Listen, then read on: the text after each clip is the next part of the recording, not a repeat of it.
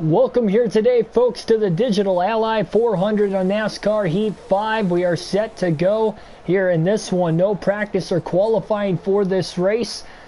And, well, yeah, we're going to get right on into this here very soon. But a quick announcement real quickly. I was going to use a steering wheel for the race today. If you guys were tuned in for the Truck Series race earlier this morning at Las Vegas, I was using the steering wheel. And for the second time in the last two races I've used the steering wheel, it randomly disconnected. Only this time I hit the wall significantly enough through the tri-oval that I DNF'd, so that was not very good. We were only about 40 to 50 laps into the race, and obviously I didn't want to risk doing that again tonight. So until I get to the bottom of what the issue could be, probably not going to see me using the steering wheel here for a little while. But without a doubt, we are going to get this race in with the controller. And yep, starting at the rear of the field, no practice or qualifying. Gonna start from 38th, see if we can get Jimmy Johnson another win on the season. Just our 10th race of the year. Denny Hamlin will start on the pole today, with Brad Keselowski making up the outside pole. Eric Almirola and Alex Bowman are starting at the rear of the field in today's race. And Michael McDowell looks like he could have a fast car. He had some fast laps in practice. So here we go. This is kind of our pre-race show in a sense to get you guys set up for the actual Cup race tonight at Kansas. So here we go. Green flag in the air as Denny Hamlin will lead the field of the green.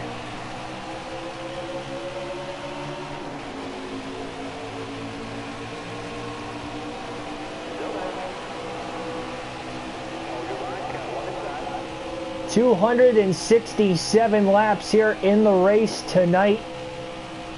400 miles. Just like you saw in the truck race last night at Kansas. Top lane is going to be the way to go around this racetrack. Might be just a little too tight if we run the bottom. We're going to quickly try to get around Chad Fincham first. And now up to the outside, three wide with the three faster cars who started at the rear of the field: Johnson, Almirola, and Bowman. Jimmy's got the outside.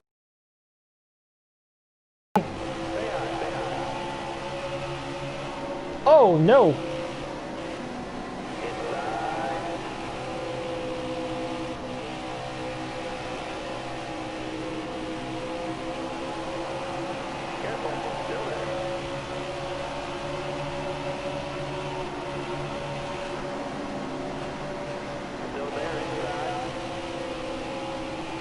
Another bump trap there from Almirola, pushing Johnson in the center of the corner. Jimmy had to get way out of the gas before he ended up on the wall. Almirola got to help with another push down the back straightaway. 183 miles an hour into turn 3. Good run there on the center off. Alex Bowman's absolutely pulled away from Johnson and Almirola a little bit further back in the pack. To the inside of Quinn Houff now for 32nd goes Johnson into turn number 1. Timmy Hill now with a quick little push. DRG, welcome to the stream.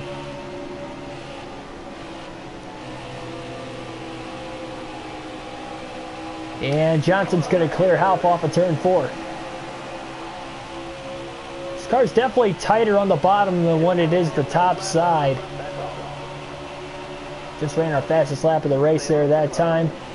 Bowman kind of being held up in 30th for right now. So we hop right in front of Brendan Gaughan, and now he's going to give us a shot off of turn 2. And look at the run Johnson's got, 192 miles an hour into turn number 3. Tried to go to the bottom, that didn't work. Bowman's all the way on the top side. David Reagan checked up right in front of us as we got into the back of him there. The lane closed between Bowman and Dillon. Nemechek was in the mix also. David Reagan. Nemechek is there. Oh man, Ty Dillon was right on that left rear corner panel, trying to side draft Johnson in the center of the corner. And they stay side by side for a moment. Johnson gets the run off the top though. clears him, as well as Nemechek. Now to the outside of Justin Haley. What a run by Johnson. About 9 seconds off the race lead already.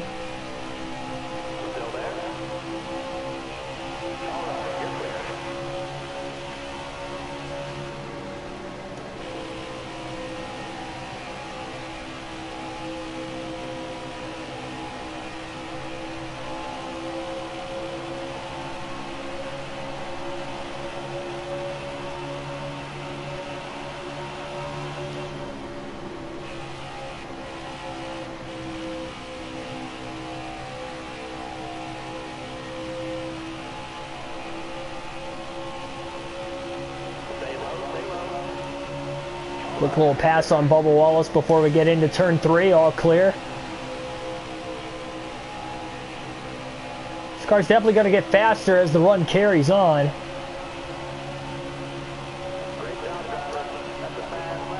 Johnson just ran his fastest lap in the early going of this race. The third mile-and-a-half race this season, and it's the third in the last 4 races. Outside of the Talladega race, of course, that we had in the middle of that stretch.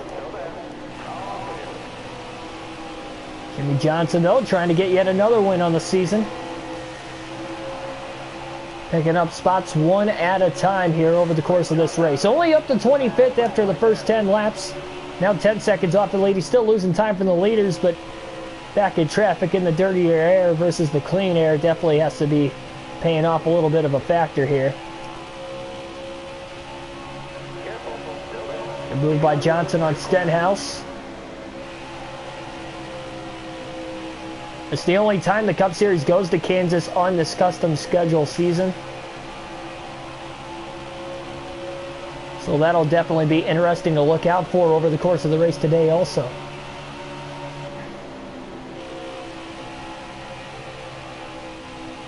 Bowman going 3 wide up the middle.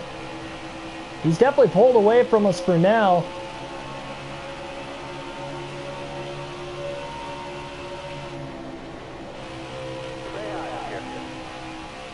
Bowman all the way to the bottom, 3 wide. Johnson gets the run up the top, the power by DiBenedetto. Keeps the run going now to the outside of Suarez. Michael McDowell in 21st. I thought he'd have a faster run in this race today, after what seemed like he had faster laps in the practice session. And we didn't actually physically practice ourselves, but that's what one of the footnotes were at the very start of the race.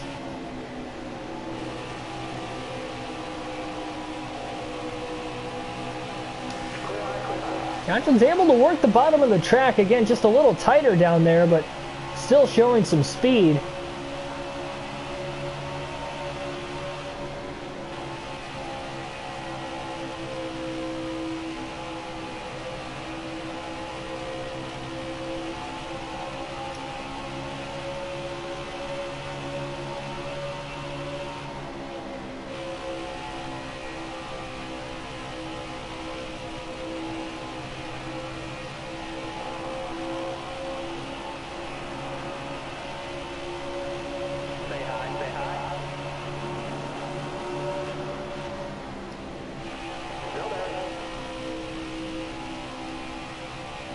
Yeah, I know. It's unfortunate our custom schedule season ended up having to be that way. It's, look at the teamwork by Custer and Johnson working together. Johnson giving him a huge shove down the back straightaway. Bowman jumps to the top side right behind Jimmy. And that loosened Custer up enough that Jimmy's going to be able to complete the pass off of turn 4 as well for that 16th position. But perhaps if we get extra time to do a final season on NASCAR Heat 5 after what I already have, scheduled and planned for, we'll do another custom schedule season. Tyler Burback, welcome to the stream.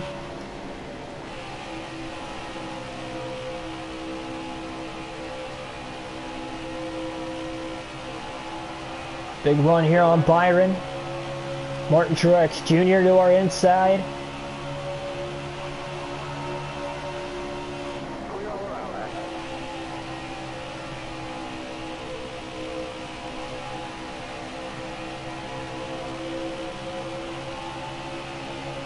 Okay, Parser Gamer, welcome to the stream.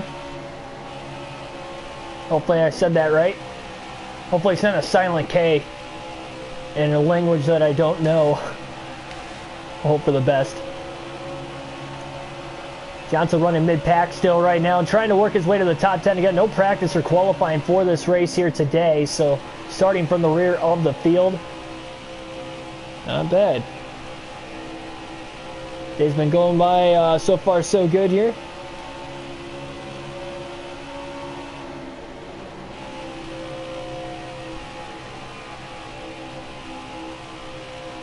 Yeah, I'm not using the steering wheel in this race today, Tyler. I wanted to make sure I wasn't going to DNF because of it disconnecting. Again, it was from a disconnection with the steering wheel. That is why we DNF'd. Johnson gets right on the back bumper of Kenseth here. It's very unfortunate because we had a very fast truck. One of the faster trucks in the field.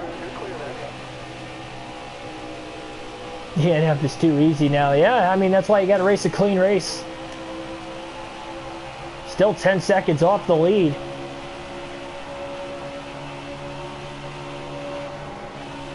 Johnson to the outside. But it makes it more realistic, so I'll give it that. Makes it harder. I am A-okay with that. Not a lot of people would be, but I know I am. It just uppens the difficulty a lot more. I just hate that how the steering wheel randomly disconnected. I'm scared to use the steering wheel again, honestly. I definitely didn't want to do it again today, but I mean, it's just, it scares me that the last 2 times now it's randomly disconnected. I don't know how to fix it. I was looking at some other stuff on Google earlier that I tried, and I haven't tested it since on like a race now mode. Just what I need to do before the next time I go to use it. And if it disconnects again, I might just not have to use the steering wheel on these streams anymore. Do that, but either that or get a new one. But I really don't want to spend the money for a new one right now. Those last 2 laps were each of Johnson's quickest laps of the race, so this race car is definitely coming in on the longer run. More than halfway through the opening run of the race. Johnson's got a great car. He's up to the top 10, up to 9th place, passing Ryan Blaney now. Keselowski, driver who started in 2nd place. Here's the 2 RCR cars, 3 wide through the tri-oval. Johnson down to the apron to get by both Austin Dillon and Tyler Reddick. You have to look out for those 2 again tonight in the Kansas race. In real life. Not this one. You never know, though. They're in the top 10 early on in this one, too. So Johnson with the run. Keselowski drops off the top, basically giving Johnson the position off of turn 4. So Jimmy will take that. And that will put him up to 6th. Billy Kramer, welcome to the stream.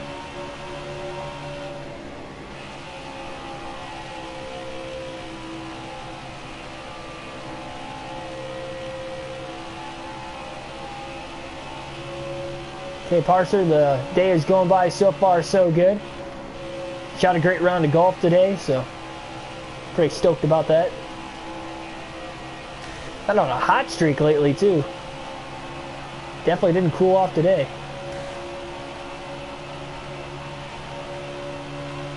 Johnson's going to hit his first lap car of the race here. Joey Gase in the 51. Going to have to drop to the middle of the center of the corner. Had to get out of the gas just a little bit more. You definitely feel that the car is loosening up as the run carries on. The tires get older. Air pressure starts to go up. Nick Jano, welcome to the stream.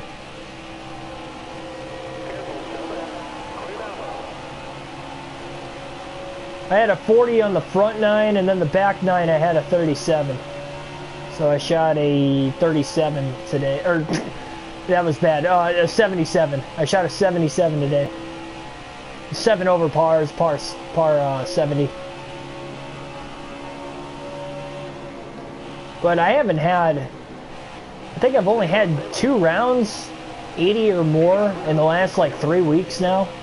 I've been golfing about 4 times a week. I've just been on a absolute tear.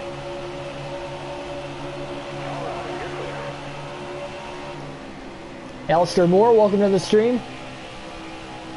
Big run up the middle here for Johnson between the lap cars. And to the outside of Harvick. He also got by Boyer through the tri-oval, and that'll put Jimmy up to third place. Denny Hamlin in second with Kyle Busch leading the way. With a 3-second lead roughly on Denny Hamlin. And a 4-second lead back to third place Jimmy Johnson. But Hamlin caught behind the lap car of Ty Dillon, and here comes Johnson to the inside into turn one, and Johnson is up to second. So Jimmy Johnson has now worked his way up to second place in the early going of the race.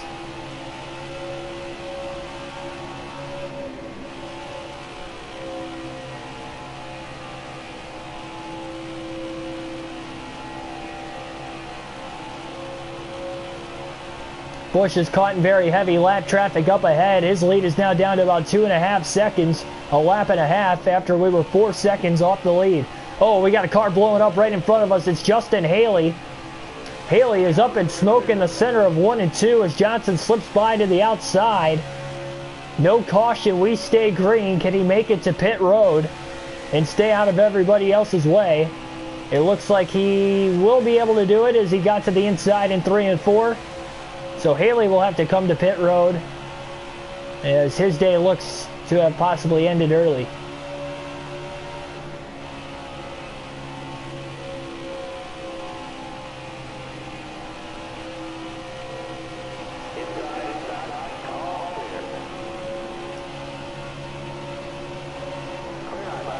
Johnson to the bottom of the track, Busch on the top. Kyle should get the run off of turn 4. Johnson had a great corner though. Hit a little tight on exit, but he is still there. Johnson for the lead through the tri-oval down to the apron. Busch led that last lap.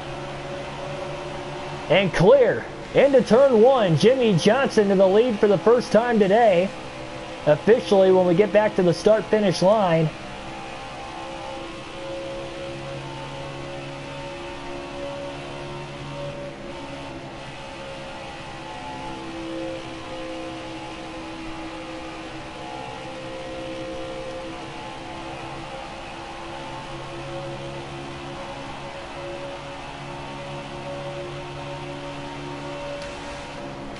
Actually, it looks like Justin Haley just came out of the pits also, so must have been a tire that went down in the center of the corner because he's able to get that car back on the racetrack.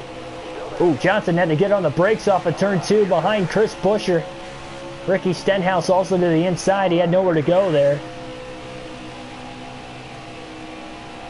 Question of the day, will Kyle Busch get a win this year? I think he can. I still don't think he's going to go winless.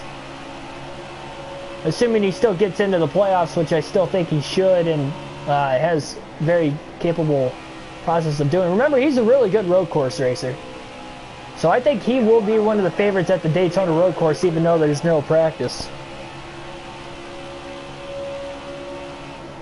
Roval in the playoffs as well. I think he could still have a, I mean, like as far as like my own power rankings would go, I wouldn't have him going into the round of 8 right now, but it's still a definite potential. But he's definitely not a championship contender. Not one of the 4 favorites, that's for sure. But I still am determined that he is going to get a win this season at some point. Johnson's opened up about a 3-second lead now on Kyle Busch. They're taking about 30 laps to get to the lead. And right front tire worn out quite a bit on Johnson's car, much like we saw in the truck race here at Kansas. Happening the same here in the Cup race.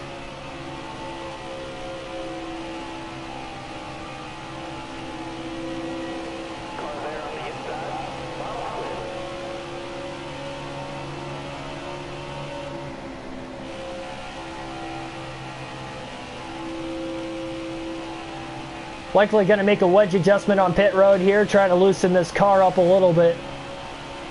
Maybe help it for the shorter run. Johnson just ran his fastest lap of the race, that last lap, a 31.309.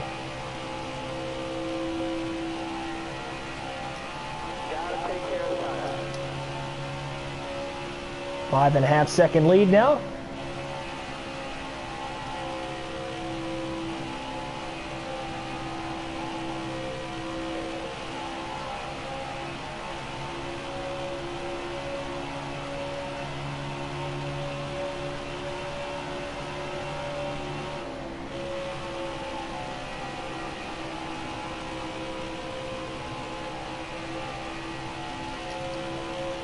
Good chance Johnson will be the first driver to hit pit road, assuming the rest of the field can make it to the end of the fuel run without having to pit.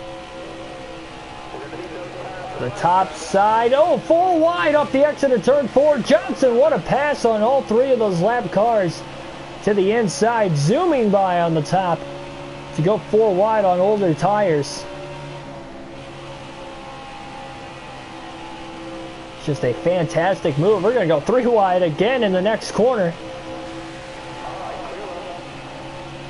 Johnson making some daring moves around the top side of the track to get around the lap traffic. It hasn't really slowed him down much so far today.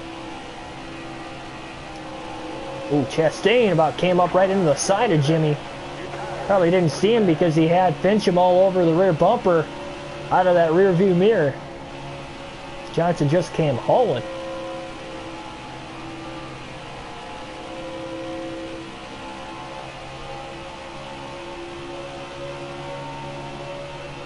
So keeping an eye on the right front for now.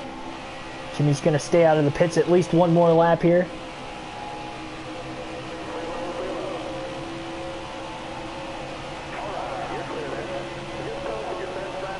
Fastest lap of the race there, 31.3. That is a 31.3 flat, might I add. Oh, 9,000ths of a second quicker than his previous fastest lap of the race.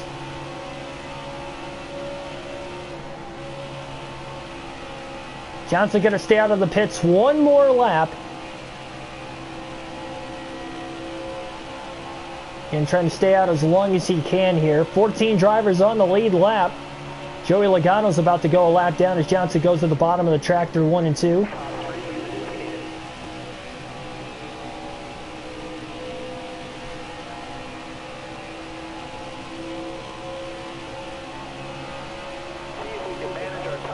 And Chase Elliott's going to stay on the lead lap just long enough to the end of the run here. Jimmy Johnson going to hit pit road this time. 45 miles an hour is the pit road speed limit.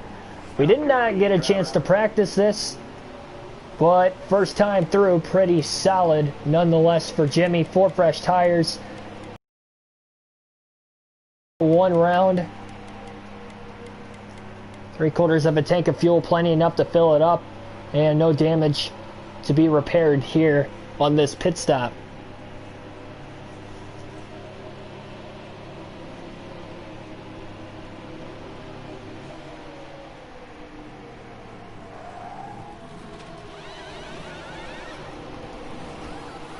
Yeah, I mean, I still have faith that Johnson can make the playoffs. He's had great cars all season long. He's just got to, get it together like he did at the, through the first half of the regular season, those first 12, 13 races.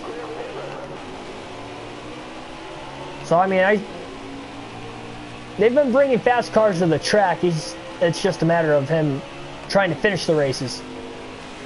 Jimmy's just got to finish races. If he wants to make the playoffs this year, he's got to get to the end of a race without an accident, without any sort of incident, a penalty or anything like that. And I guarantee he could finish consistently in the top 10. They have that good of cars for that 48 team all year. So Johnson's going to come out of the pits here just barely a lap down behind Kyle Busch. He needs to desperately get by him before a possible caution. And he's going to need this to cycle through if at all possible either. Busch has a good run on the bottom of the track. Is he going to pull up in front? No, but Chad Fincham is there now as Johnson locks bumpers with Fincham. And Jimmy is going to move on by into turn 3 ahead of Busch, who has to go 3 wide up the middle between Fincham and Chastain. So Johnson back on the lead lap in the 20th position as Kyle Busch leads once again here tonight. LC Brawls, welcome to the stream. Jacob Westbrook, welcome to the stream. LC, I do remember you. Seen you on the streams before.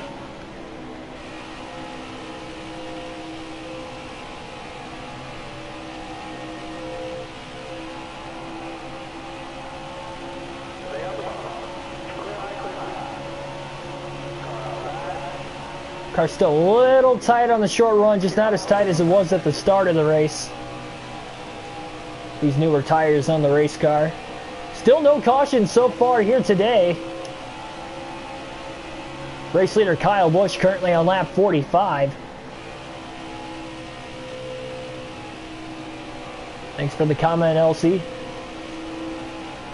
16 people currently watching here tonight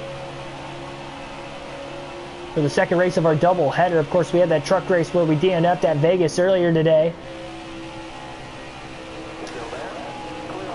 giving up what was a pretty sizable points lead. Now we're less than one race ahead of second place there for the regular season title with just 7 races to go. So that has turned into all of a sudden a huge points battle for those extra 15 playoff points.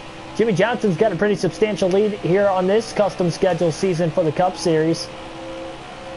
We ride along with him throughout the course of this season, putting together solid runs, decent amount of wins.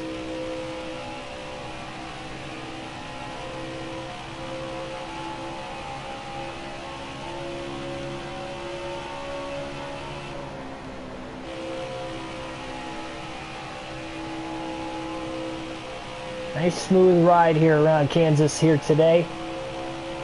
So far, so good for Johnson. We're going to alternate through the different camera angles for the first time in the race today. Still over 200 laps to go. Again, in the very early going of this one.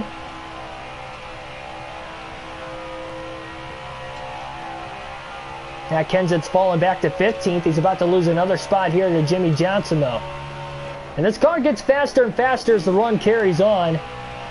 It'll happen again even after this wedge adjustment. Still mainly just trying to work on the car for the short run. If we get a late race yellow, that will definitely not pay out in our favor. So definitely trying to work on that now while we can, and it's earlier in the race. Tight, 3 wide to the bottom, barely clearing Bell. And then Bell gets tight right in front of the 22 of Logano in the center of the corner.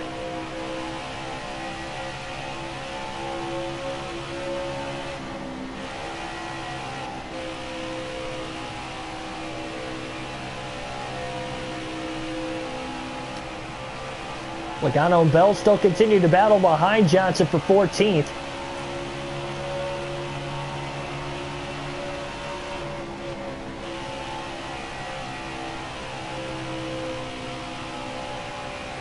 Oh, we got trouble on the back straightaway. Is this going to bring out a caution? We got another car up in smoke. Second time today we've seen that. Now to the bottom of the track, still no caution. Down onto pit road, as it was Chris Buescher in the 17 car. So Buescher in the 17 having issues. He was in a lot more smoke than what that other car was earlier of Justin Haley in the 16 when he had his issue, and that might be the first driver to exit the race for good here today. Johnson chose the wrong lane in 3 and 4, right in behind Ryan Preece. Just enough room though to get underneath him that time. Johnson's still outside the top 10 though since making that pit stop, and the rest of the leaders still have to make their first stop of the race today.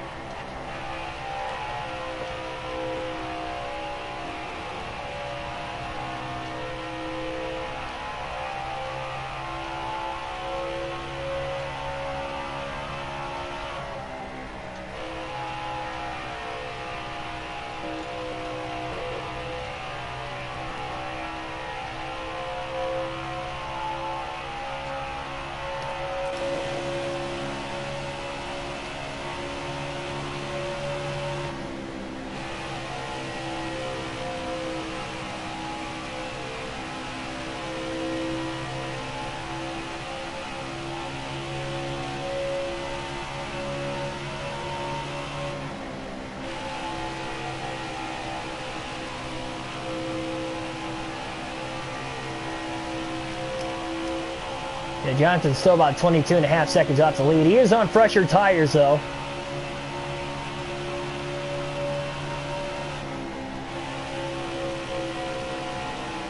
Again, fastest lap of the race early on, 31.3 flat.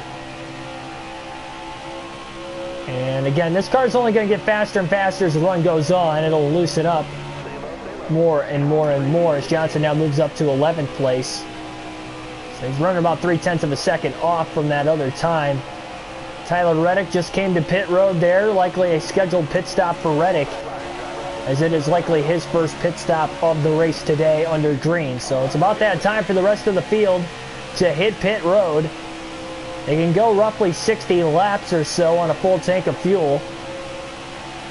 So you might see guys trying to stretch it as long as they can, hoping for a caution, especially knowing that this 48 car Johnson is going to have a big lead if we cycle all the way through. So just in case there is a caution, play out in good favors for them, and then they'll have the fresh tires on the restart.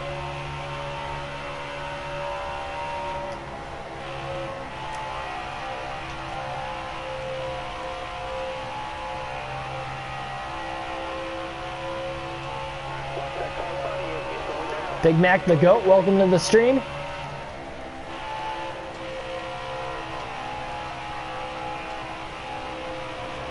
Oh man, this is going to get tight. Oh wow, a little contact there as we got pinched between Keselowski and then the lap car to the inside of Fincham. Johnson just sideswiped Fincham off of turn 4. He's going to be able to keep it going though. Here you see Kyle Busch just came out of the pits. He was in the lead, not anymore. He pitted before some of the other guys that are still staying out. Bowman, Kurt Busch on the pit road this time, as well as it looks like the race leader perhaps up ahead of Kevin Harvick. Harvick is also on pit road. Johnson back to the lead that last time at the line. Jimmy Johnson, for the second time today, is now leading laps. And he should be a full lap ahead of Kyle Busch and the rest of the field behind him if he can just make it back to the start-finish line this time. But Kyle Busch on 4 fresh Goodyears ran the top side there where Johnson was on the bottom through 3 and 4. Busch is coming, and he should easily be able to get back onto the lead lap here pretty soon with Johnson on about 15 lap older tires.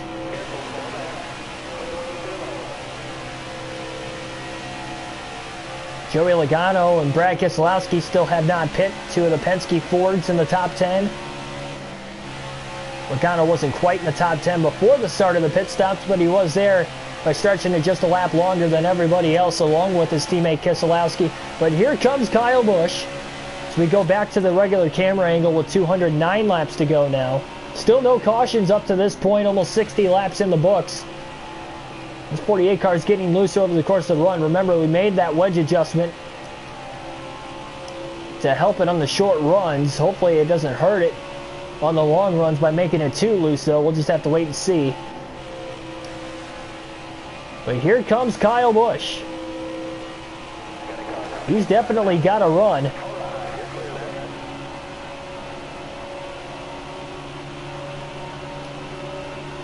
Yeah, definitely not going to have time to do an online lobby tonight, Big Mac. Here comes Kyle Busch to the rear bumper of Johnson, and now looking to the inside. Couldn't quite get there, had to get out of the gas before running into the back of Jimmy. Busch down to the bottom, trying to slide job to get back on the lead lap as quickly as he can. Can he clear Johnson off of turn 4? Yes, but Johnson now with the crossover down to the apron through the tri-oval as they are side by side. Right on that left rear corner panel, but he can't stay with Busch there, and Kyle Busch will hold on. Clint Boyer's back in 3rd place, and he's working his way closer to the 48 car as well, followed by Harvick in 4th and Denny Hamlin rounding out the top 5. Why don't I like the far chase game? I'm just not used to it like I used to be with the older games, that's all. That, and I feel like it makes it more difficult when trying to make blocks with this camera versus the other camera. That camera was meant to make it easier for when you're making blocks. Now you can see the runs other drivers might have, especially for the super speedway racing on the game. But just looking out of the rear view, good enough for me. And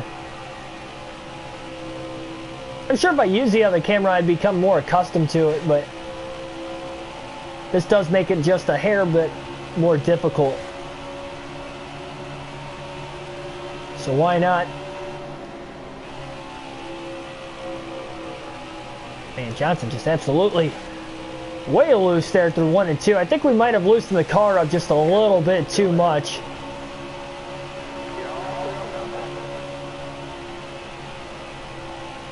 Able to hold it full throttle that time through 3 and 4 though.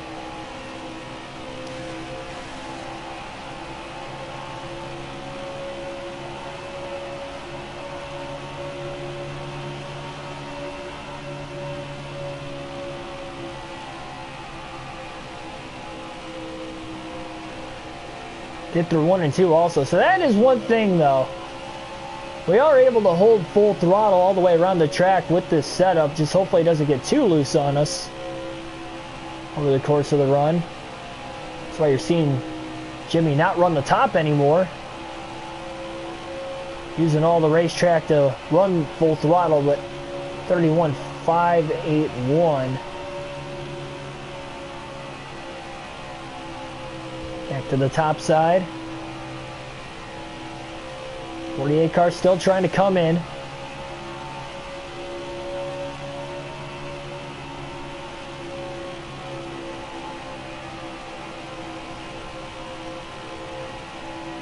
Busch tucking 3 wide to the bottom to get around those couple lap cars up towards the front again.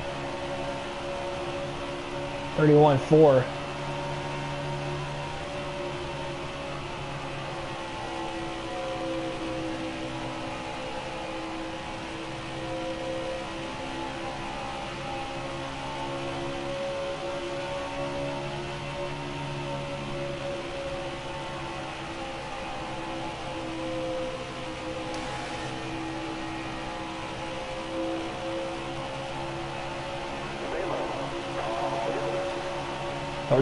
Back down to a 31.3 there that last lap too, so Johnson's just picking up more and more time as the run carries on, and just bounced it off the wall in 1 and 2, and that's not going to help anything there.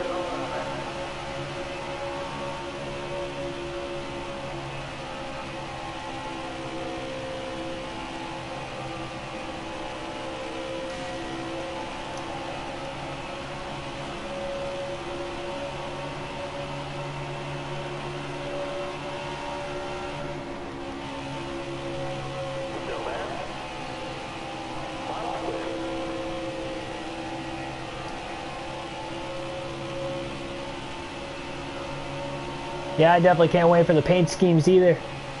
Hey Stark Light, welcome to the stream. Haven't missed much, no cautions to record so far today. Johnson leads over Kyle Busch in second. About 30 seconds right now. And those lap times keep getting quicker and quicker here for Johnson. The setup's fast. It's definitely a little harder to hold on to, but we definitely did make the car faster, and that was the biggest key there. That and to loosen it up and help with the handling. More so for the short runs. Because again, we've got a fast long run car. Johnson in the wall again though. Again, going along with the much harder to handle portion we just mentioned. But if we get in the wall like that too much, it obviously put ourselves at much higher risk of a possible DNF. Good news is we're running the outside of the racetrack more often than not. By running the top side of the racetrack, if you get into the wall, it's not going to be nearly as much damage if you were to run the bottom and hit the wall off the exit. That way, a lot less impact.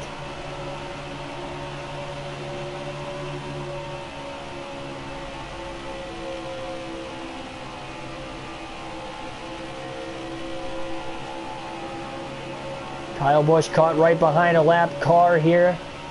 John Hunter Nemechek. Johnson trying to get to the inside. He had the 62 there.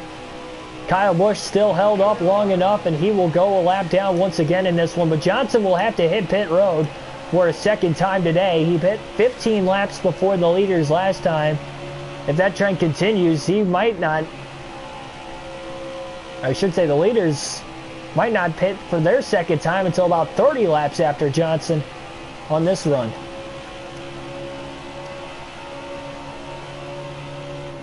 So that'll definitely bring everybody back into it again. Remember, Jimmy fell a lap down after pitting the last time, too. He didn't have nearly this big of a lead.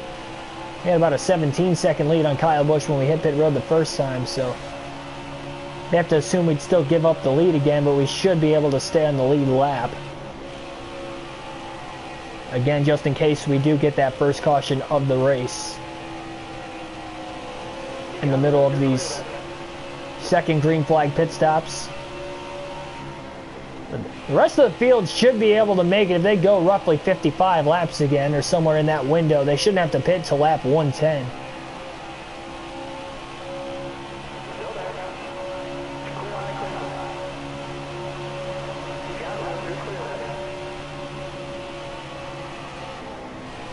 Man, another hit off the wall.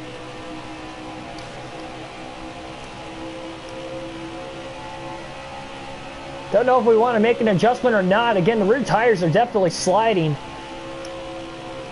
a lot more.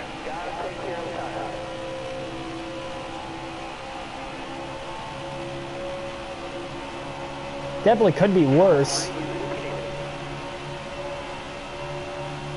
The speed is there, the handling is not.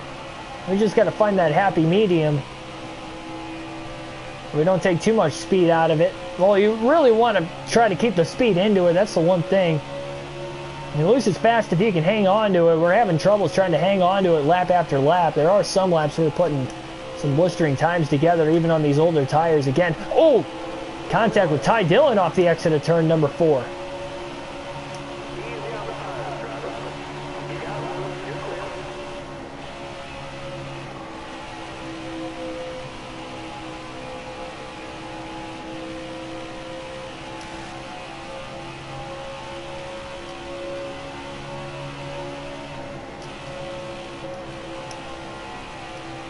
Jimmy again just absolutely sliding around this track.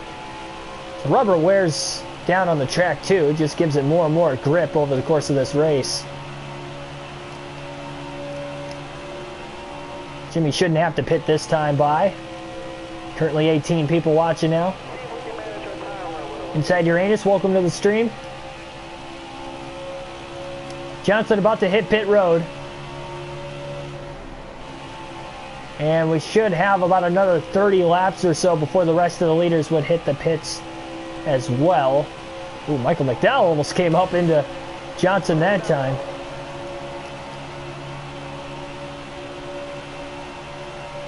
Shouldn't have to pit this time for Jimmy. Hold it full throttle through 1 and 2 again there. Carrying a lot of speed now down the back straightaway.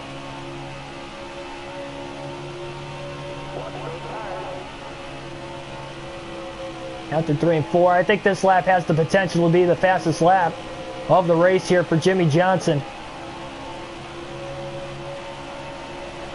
Oh, definitely 31.254. That was about 0.05 of a second faster than his original fastest lap.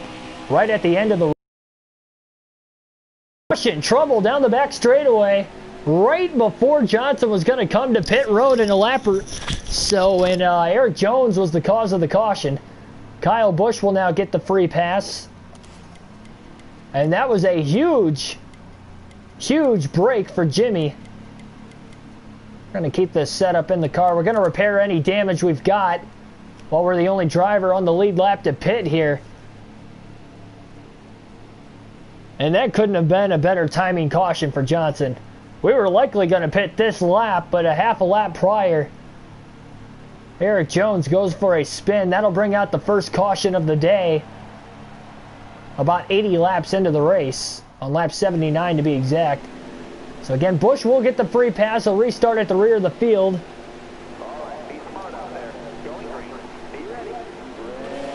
And here we go, green flag back in the air. Johnson does not have the short run car though, so a lot of these guys are going to try to get back on the lead lap and hope for a quick yellow. Johnson gets through the gears quickly to clear Boyer. Here comes Harvick with a great restart though on the bottom. Right in line behind Johnson. Look at the big run off of turn 2 for Kevin Harvick.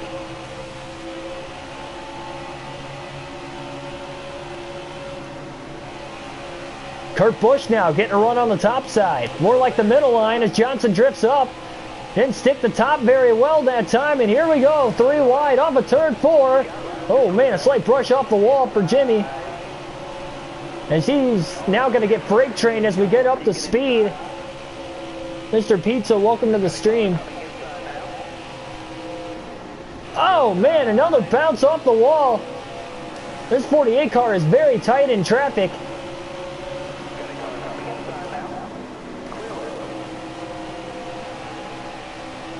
And I mean very tight.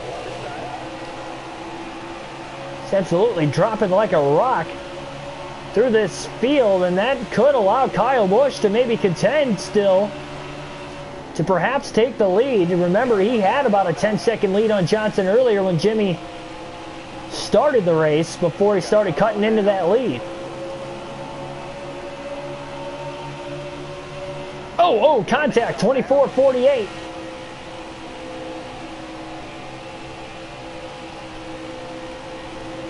I mean, we just get lucky going off strategy like we do and getting the cautions.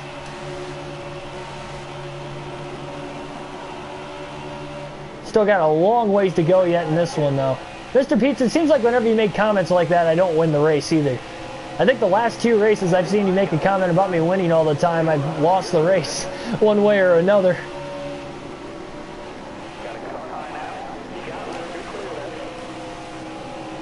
Jinxing the fact of me trying to go to victory lane.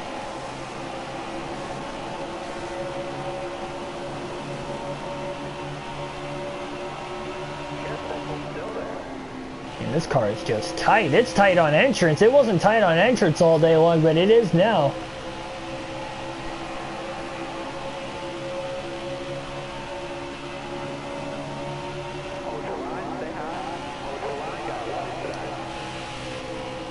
No, you didn't comment last race, but you, I mean the last few races you have commented. I haven't won. Canadian Tire for the Truck Series, Richmond for the Truck Series. Okay, 2 of the last, like, few races. Yeah, I'll definitely try not to DNF. Should be easier knowing that I don't have to worry about this controller disconnecting like the steering wheel did earlier. And here comes Kyle Busch. He's worked his way around the back marker cars, and he is coming. Johnson caught in traffic behind his teammate, William Byron, and now his teammate Byron's going to let him go enough here. Johnson blocking Kyle Busch down to the bottom of the racetrack. Johnson's just a little too tight. Had to get out of the gas a little bit more to hold the bottom in front of Kyle Busch there. Trying to stay in the draft of Kenseth. Johnson again back down to the bottom. And because he went to the bottom, Busch is going to instead get the run off the top. Kyle Busch outsmarted Johnson that time to take the lead, and Kyle Busch, despite restarting at the rear of the field there, has taken the lead once again. But now can he drive away as Jimmy goes back to the top? Now that he has gotten past, Busch is absolutely flying. Definitely has the fastest short run car in the race.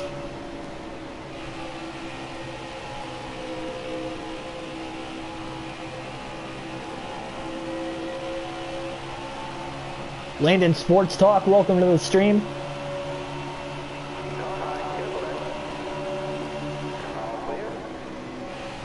Had a great day for a couple of Kyle Busch's teammates at JGR. Martin Truex Jr., Eric Jones outside the top 15 right now as Johnson could not clear Truex. Kenseth gives him a shot down the back straightaway. Big run now on Truex to try and make the pass through 3 and 4. Barely gonna clear. Oh wow, Truex about ended up in the wall. As soon as Johnson cleared him in the center of the corner, Truex about lost the air, or the aero dependency on the front end of that the car, excuse me, and about ended up in the wall.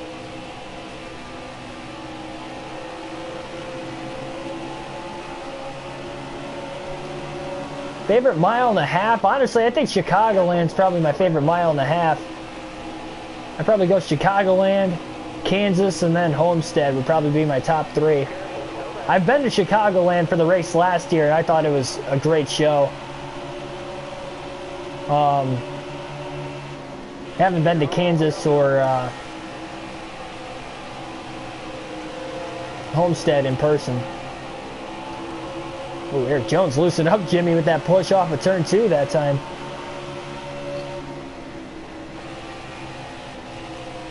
Who do I have tonight winning Kansas? Oh, and Tyler Burbank. I was going to say, yeah, predictions video is out, by the way, for fantasy help here in the last hour and a half or so before the start of the race.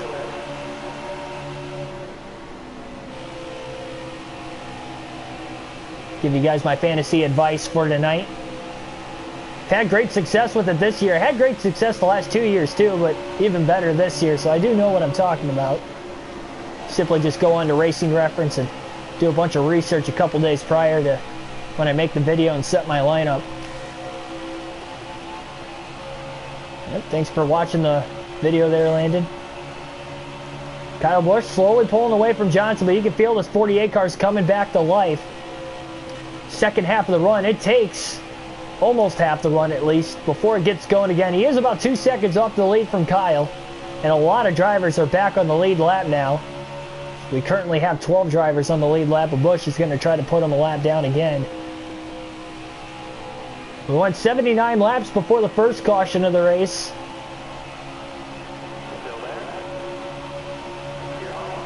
Definitely helped Jimmy Johnson get a big lead, but guess who you've got winning?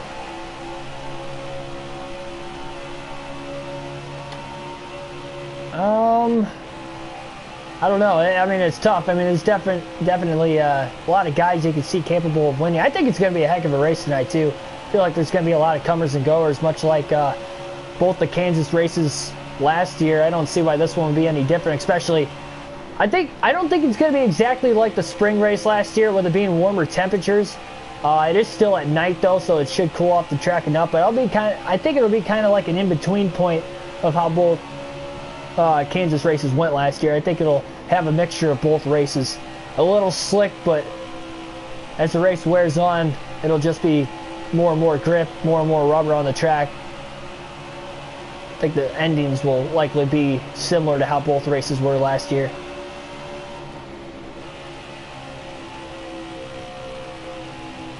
Chase starts 11th, but he's going to drive to the front. Yeah, it's a good pick.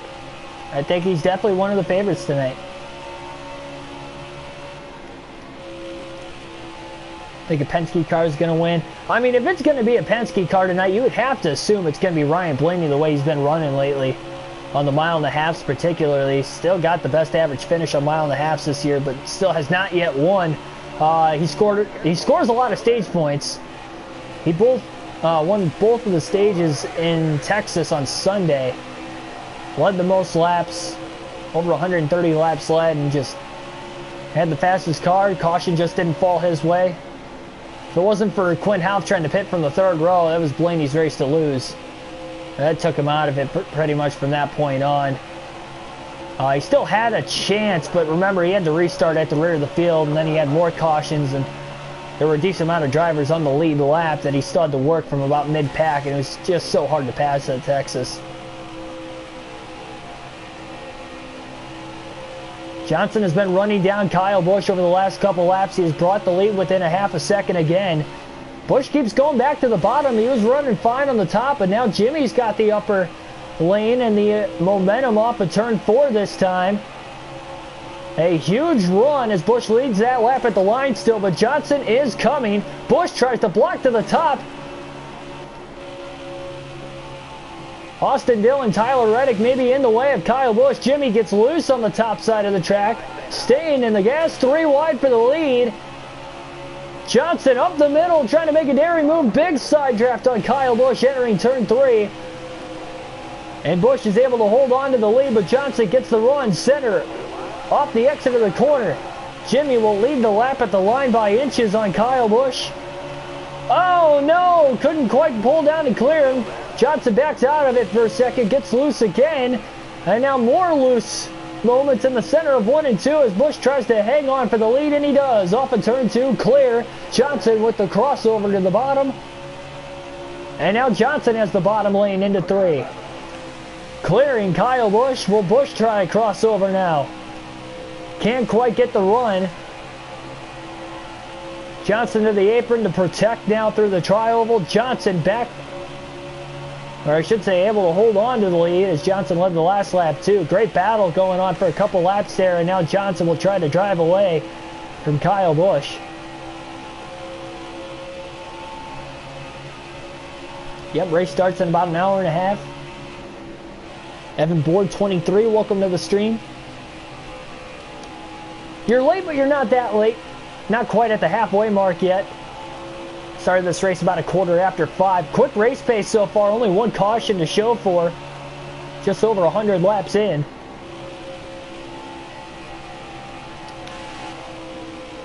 We're definitely having some fun tonight. We've seen some great racing action, such as that battle.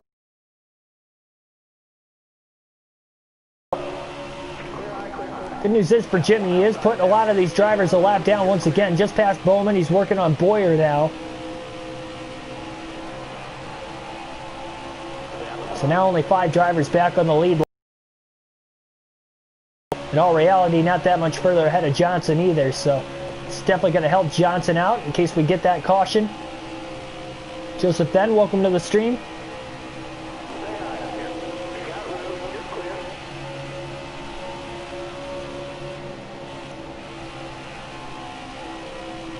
No, did not get all the drivers' paint schemes after the update.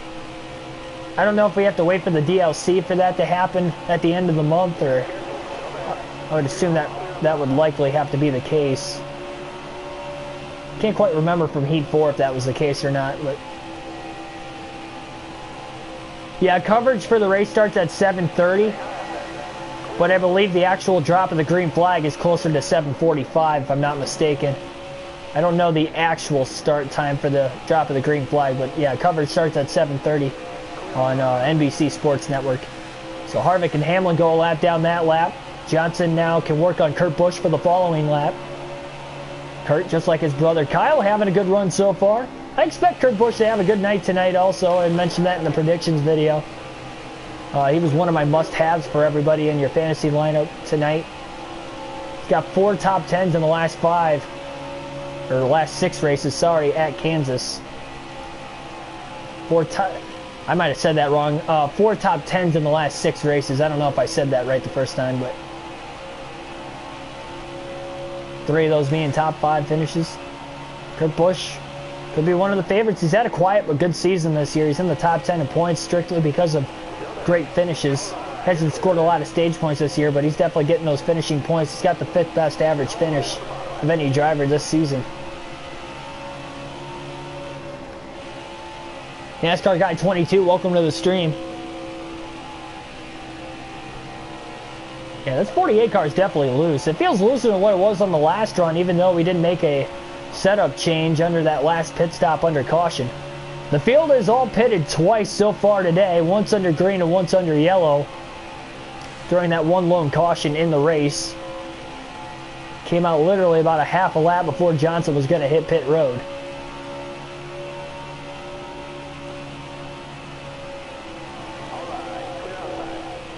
Gamer Playboy, welcome to the stream. Thanks for subscribing, by the way. The road to 1,000. It's definitely on the line.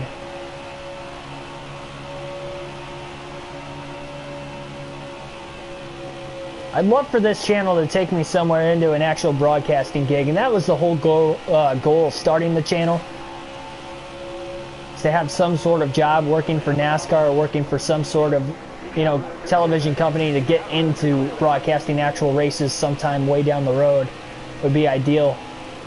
And the first step is to grow this channel and make it a full-time job, and so that way I can actually dedicate even more time to working on it, putting up more content.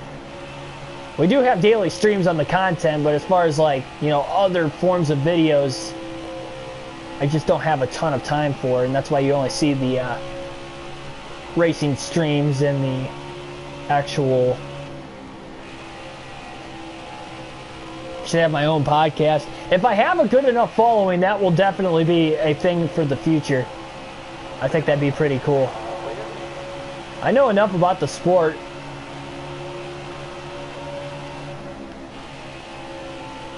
Got a lot of knowledge I could bring to the table, but yeah, that would definitely be fun. We got to grow the channel first, so obviously I don't have a big following, so there's no point of starting a podcast if you don't have a big following as it is. Also, Tim Irvin, welcome to the stream.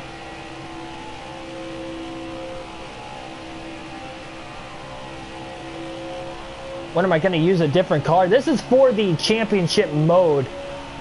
So at the end of the season, when we do season 2, so I plan on doing 2 seasons, we'll end up using Ryan Blaney for season 2. Blaney's my favorite driver. I'm learning his gear, of course, because of being race day, and so I plan on using Blaney for season 2 for the Cup Series. We'll have stages on for that series as well, kind of changing it up a little bit. Oh man, Johnson got loose off of 4, about slammed right into the side of the 34 of McDowell. Still kept his foot on the gas, but I don't think there was much more room in between the 2 cars. That is for sure. About a 10.5 second lead now on Kyle Busch.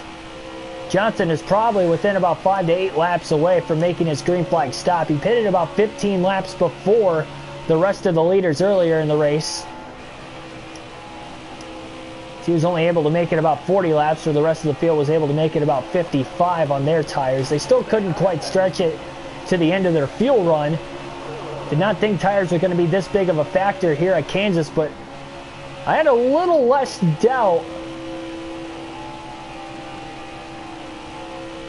that we were going to make it to the end of the run this race after watching us race the Kansas race last night here in the Truck Series on the channel, and our right front was wearing out quite a bit, so I was kind of thinking it was going to do that again at the track with the Cup Series, and that seems to be the case.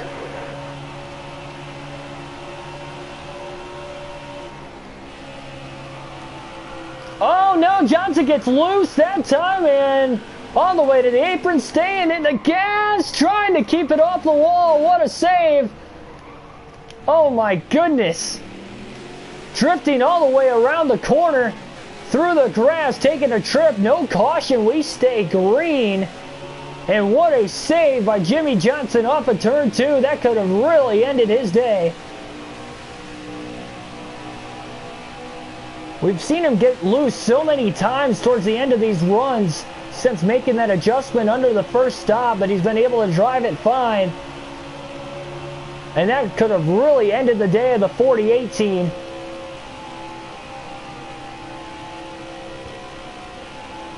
A big time save.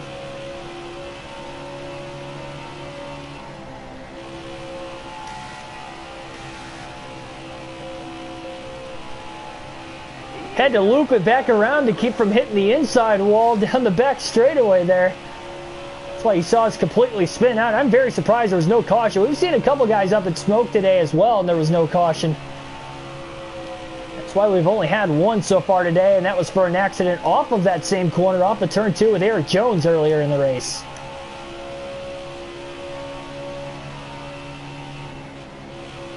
Yeah, if I would have hit the wall that speed, that head on, we definitely would have DNF'd. We were absolutely drifting all the way around that corner to make the save too. Once we got into the grass and onto the apron, I thought it was completely going to wipe out, but it never did. Perfect definition of turning right to go left. And then a couple laps later, we just run one of our fastest laps of the race again, 31.301. I mean, the car's got speed, but the handling just not there. That wiped out quite a big lead. Johnson was about 13 seconds ahead of Kyle Busch. Now he's about 6.5 to 7 seconds ahead. Still just 2 drivers on the lead lap. Oh, man. Johnson almost got into Byron there also.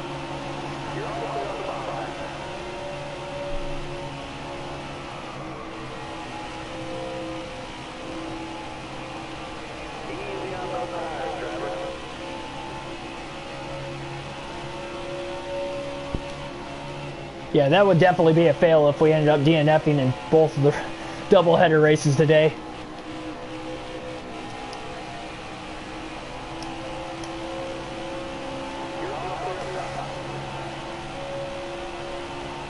Does anybody know, can you DNF by blowing a tire? Is that kind of damage mod in the game? I don't want to find out for myself, so that's why I was wondering.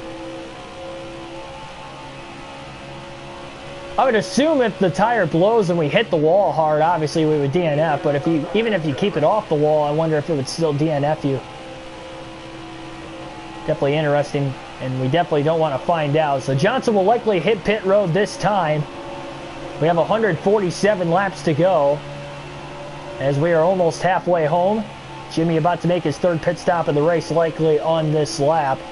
Eric Jones is still in the race after that wreck, but he has not been back in the top 15 since. Currently in 18th. Johnson's actually going to stay out of the pits this lap, so Jimmy will pit next lap. Trying to take it as long as he can before having to pit here.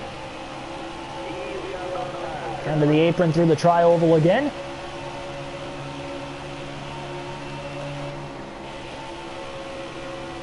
So this will give the lead back to Kyle Busch. Johnson will be the first driver to hit pit road.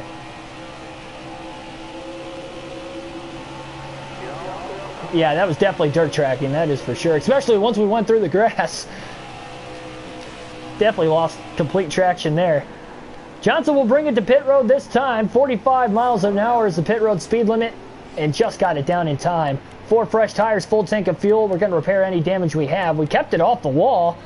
I don't think the grass really causes any damage in this game, so we are good to go. No adjustments this time. If it is very loose at the end of the run again, then we'll likely tighten it up for the next pit stop, but for now we're going to keep it the same.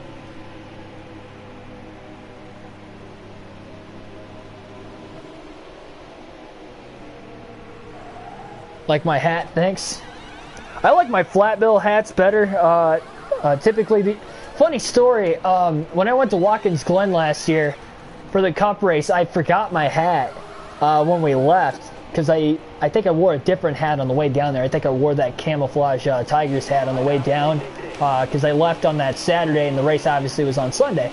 So the day of the race, that's when I realized I didn't have a hat, because I usually have my flat bill Blaney hat. So I had to buy a hat that day as soon as I got to the track. I went to the track hatless and then got this hat while I was there. So that's how I ended up getting this one. It was the only Blaney hat they had. The only other flat bill they had was a kid's hat, so I wasn't going to get that. So I got this one instead. The hat is regular Menards hat too, but it didn't have like a 12 or anything on it. It just said Menards, so that's why I ended up going with this one. And now ever since then, every other race I'll just alternate whether I wear this hat or the other Blaney hat. So I still try to make use of this one, make it worth the money that I paid for it at the track that day. So if it wasn't for me for getting my other Blaney hat, I wouldn't have even had this hat. So still works out fine though. I mean, it fits. It's not a fitted hat either, so it's adjustable. So Jimmy Johnson falls a lap down. Kurt Busch about to go a lap down here to Kyle Busch. 3 wide though through turns 1 and 2. Johnson on fresher tires trying to get back around the 18. Big run off the top by Johnson. The 1 and the 18 were side drafting each other enough underneath us. And Jimmy is now back on the lead lap in case we get a yellow. So Johnson is back on the lead lap here, but Kyle Busch still leads. And still holds clear of the 1 car, so just 2 cars on the lead lap once again. Johnson also made that pass 4 position on Kurt Busch at the same time as passing the 18 of Kyle.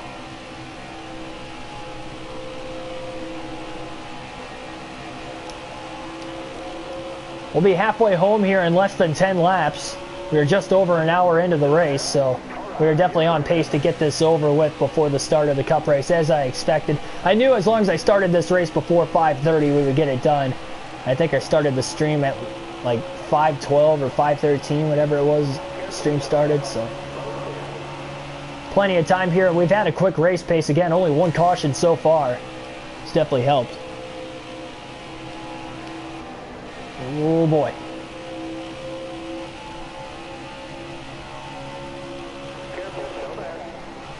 Set widespread or narrow? I don't think it's on narrow. No, it's not on narrow. I think it's on the widespread, if I'm not mistaken.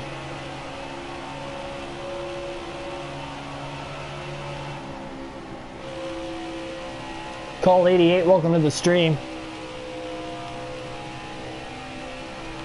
Yeah, I'm streaming within a 24-hour range. If you think about it, this is the 4th full race live stream in the span of 24 hours. That's more than I've ever done on the channel. I don't think I've even had 3 in that span before, but we had that double header last night, the truck series, but I had to wait till I got off of work. I think we started that stream at like, what was it, 8:30, 9 o'clock, somewhere around there. I think it was closer to 9 o'clock last night.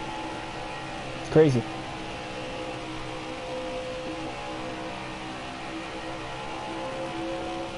No problem there, called just in time for the second half of the race. 25 viewers so far, indeed. Thanks for everybody tuning in. Let's see if we can get to that record tonight. Record is 29 people watching at one point in time, and that was for our Daytona 500 on this very season. So it would have been, what, a couple weeks ago? 2 weeks from tomorrow ago when we started the season? For the Cup Series, at least. So let's see if we can get to 30 people watching and break that stream record here on the channel. Yeah, I did DNF. I guess we didn't get to the end of the race, but it's still 4 races. And even if I did get to the end of the race, it would still be within a 24-hour radius.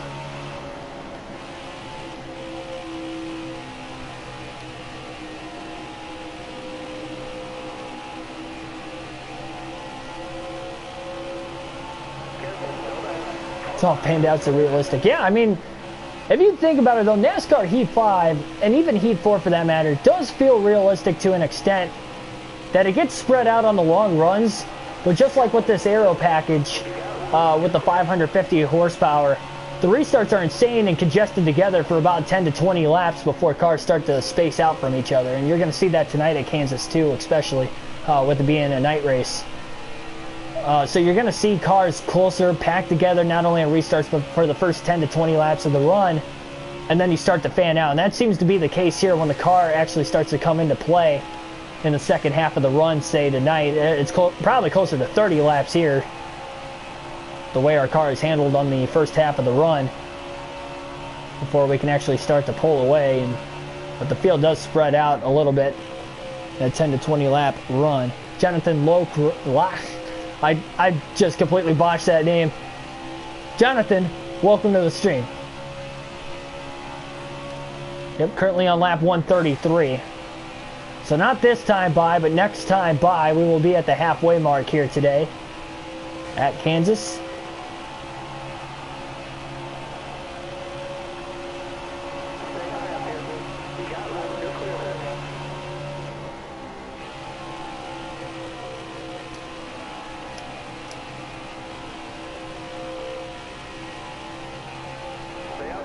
Caution. And Denny Hamlin actually got to the lead lap all of a sudden right before Kyle Busch, while leading, got the caution. Second caution of the race today. It looks like Daniel Suarez went for a spin in turns 3 and 4 as he's got heavy damage to the front end of his car.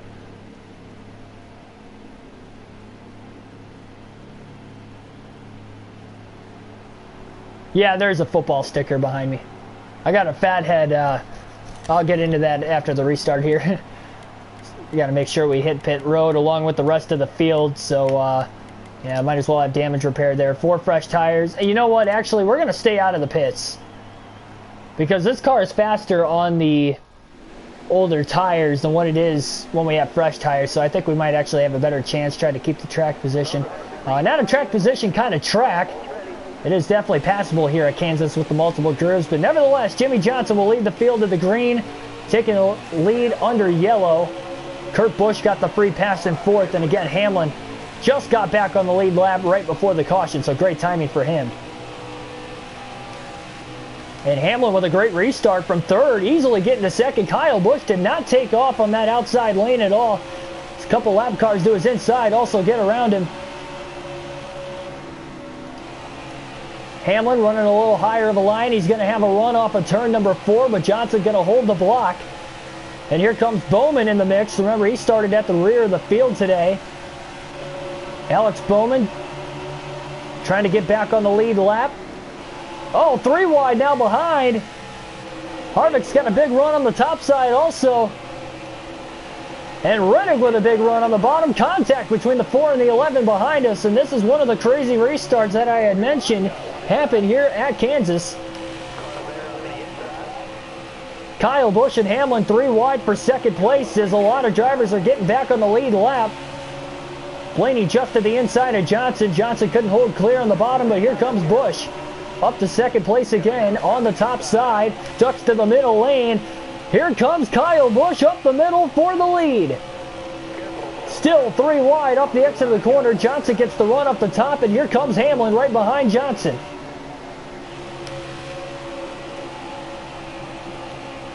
Hamlin so close to that. Oh, Hamlin got loose in the center of 3 and 4 there. Barely kept it off the 18.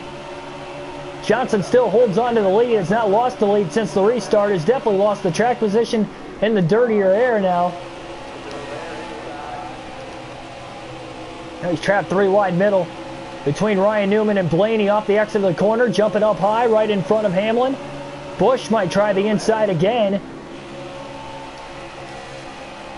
No, he tries the outside. So the top 3 all staying along the outside lane right now. Number 1 Chase Elliott fan, welcome to the stream.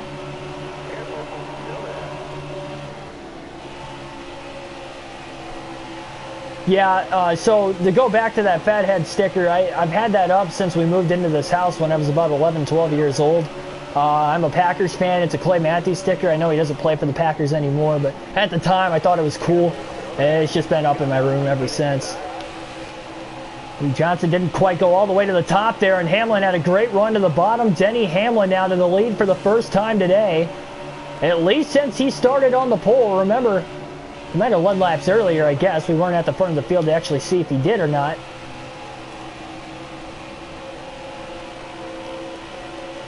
Hamlin slightly pulling away there. Johnson didn't get through 1 and 2 that well. This 48 car's definitely loose still. Loose is fast when we can hang on to it.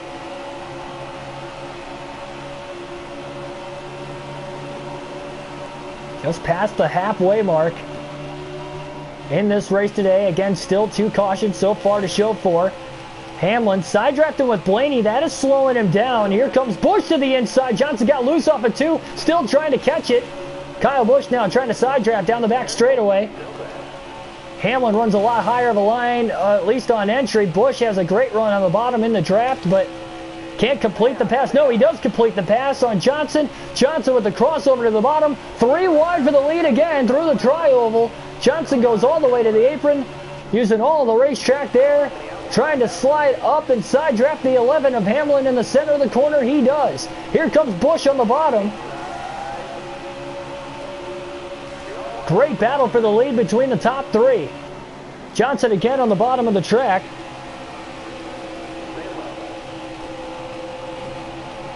Kyle Busch with a big bump draft to give Johnson a shove and get that inside line going again. Still can't clear the 11 of Hamlin. Denny getting the runs off the top, and Austin Dillon right in front of us is costing us time, and now Busch to the bottom of the track. Busch to the bottom of the track, and we're 3 wide for the lead off of turn number 2. Johnson in the middle, Busch on the bottom, Hamlin on the top.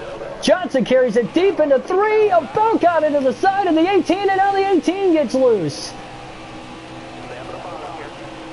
And Hamlin makes a 3 wide pass on the top, the 48 got loose. And then the 18 got loose without the contact.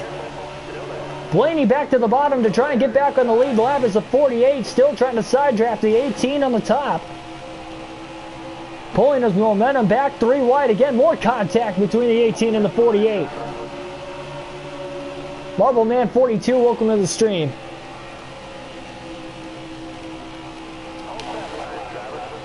Oh my goodness, still 3 wide and tight.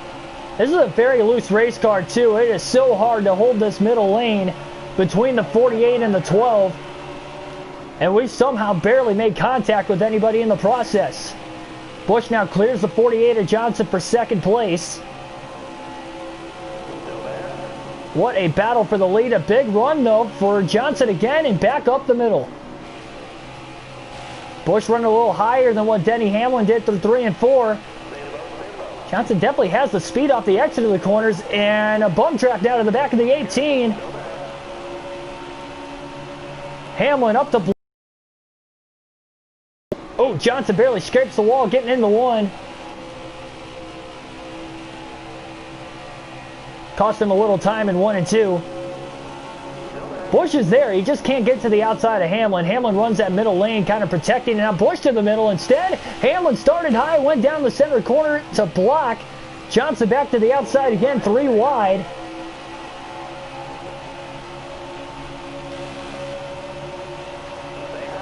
The best racing we have seen all day long.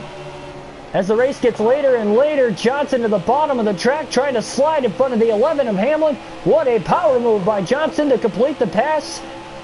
And now trying to get around the 9 of Austin Dillon.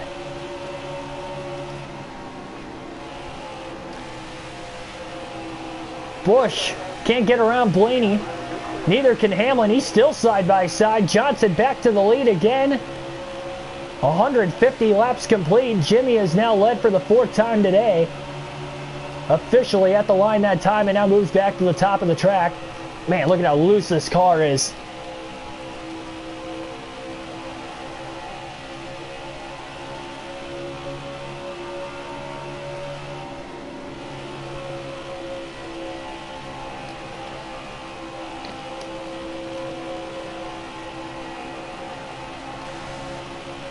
Johnson now starting to pull away. Hamlin struggling still to get around Blaney and Austin Dillon. Kyle Busch just kind of stuck behind him. They can't quite get to the outside of Denny Hamlin to get back to Johnson. So Johnson has opened up the lead by about a second now on Hamlin.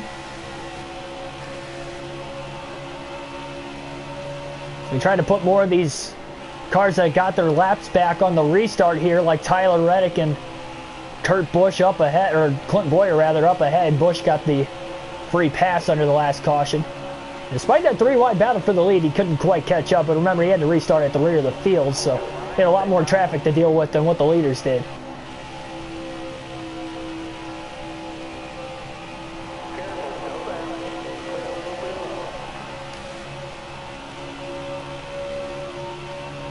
Johnson is going to have to pit much earlier than the rest of the leaders because he stayed out under that last caution to keep the track position. Not only to keep the track position, but again, this car is faster with more laps on the tires. Even in lap time wise, 31.128 is our fastest lap time in the race today. On older tires, might I add. We just don't have as fast of a car on fresh tires because the car is so tight for about the first 20 laps of the run.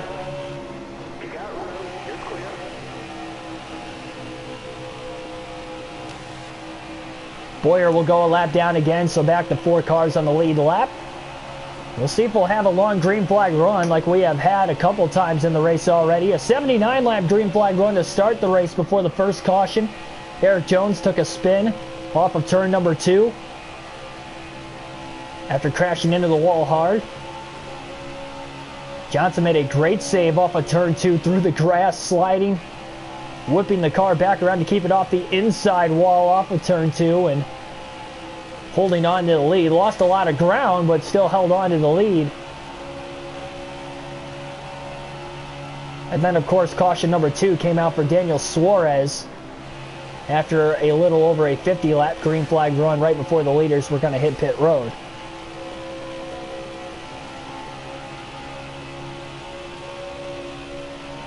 Jackson Thomas, welcome to the stream.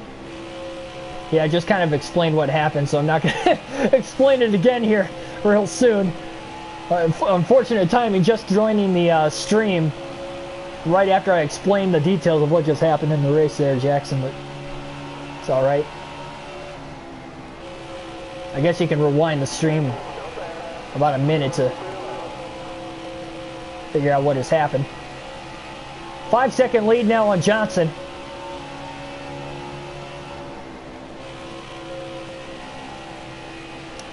Currently at lap 157, so we'll have 110 laps to go this time by for Johnson.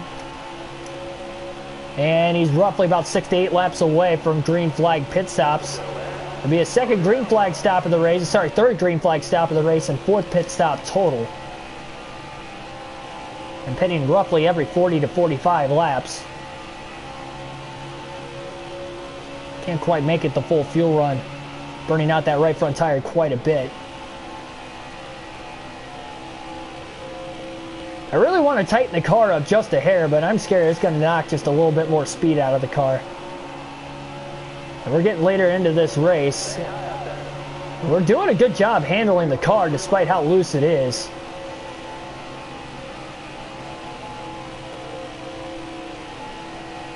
Right front getting really worn out again, down to 19% off of turn 2 there. Started the stream at about 5:12, 5:13. That's when we started the stream.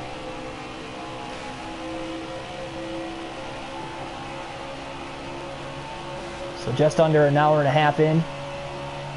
400 miler is absolutely flying. Again, with the 2 cautions, it's a quick race pace, so that's why you're seeing this race fly by.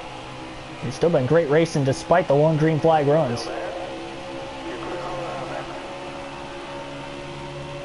Definitely put a lot of cars a lap down because of the long green flag runs, but you're still seeing your favorites in this one. But Denny Hamlin all of a sudden, remember, he had speed because he qualified on the pole. He fell back to about 6th or 7th during that first run of the race.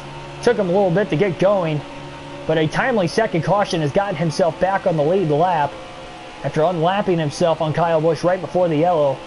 And then all of a sudden you saw him leading laps, and he's still in second place, less than a second ahead of Kyle Busch. So don't count Denny Hamlin out of the race. Of course, he won this race, well, not this very race, but he won the day race at Kansas in the playoffs last season. And had a good showing, finished in the top 10 in that night race in the regular season also. So Hamlin knows his way around this racetrack, especially with this package.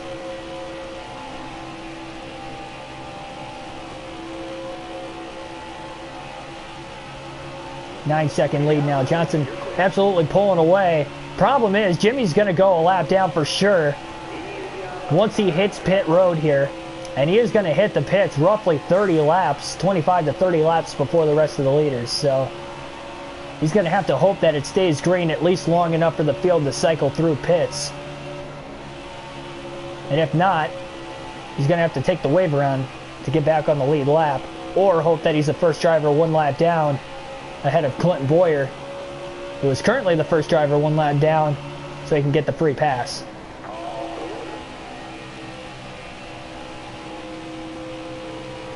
Yeah, Johnson's definitely got the fastest long-run speed in the car, that is for sure. It's just a matter of, will this race end on a short run or will it end on a long run is the scary part. Because if we get a late race caution, it's going to be a lot harder to hang on to this thing. Did a great job on that last restart. Definitely the best restart we've had today of the few, but Johnson's going to be able to stay out another lap or 2 before having to hit pit road here, trying to make it as long as we can before having to hit pit road in hopes of a possible caution.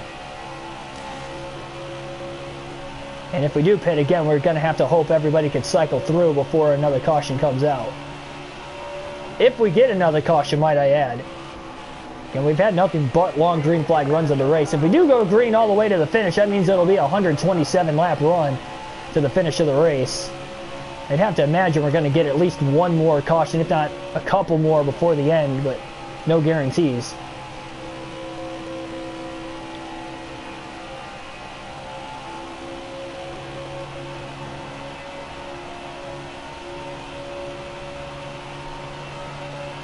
Johnson stayed out of the pits that lap. Have to keep an eye on the tire wear this lap, see if we're going to pit or not. And we will. So Jimmy Johnson's going to hit pit road this time by. Not going to risk it an extra lap. So Johnson will hit pit road. 45 miles an hour again is the pit road speed limit. Easily gets down in time. 4 fresh tires. 3/4 of a tank of fuel, damage repair coming up. What's the closest track I live near? I live in Northwest Ohio, and the closest track to me would be Michigan. I live about an hour and a half, a little less than an hour and a half away from Michigan International Speedway. Obviously, I would have home tracks in other series with the trucks at Eldora. I just went there for the first time last year. And also Mid-Ohio for the Xfinity series, but those tracks are further away as far as drive time goes, despite being in my home state. It's about a 2-hour drive just south of Columbus for Mid-Ohio, and about a 2-hour drive to Eldora straight on 75. So, oh man, kind of clipped the racetrack there while we were still on the apron trying to get up to speed. And there's Boyer. So Johnson obviously again, and actually Boyer's still in the lead lap, or has got his lap back because of Johnson hitting pit road. So Johnson is the first driver 1 lap down. And Hamlin is pulling away from Kyle Busch as well.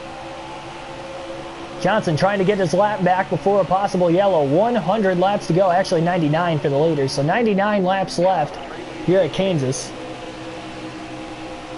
We're about 20 minutes away from last mile. Yeah, I mean, I wish I've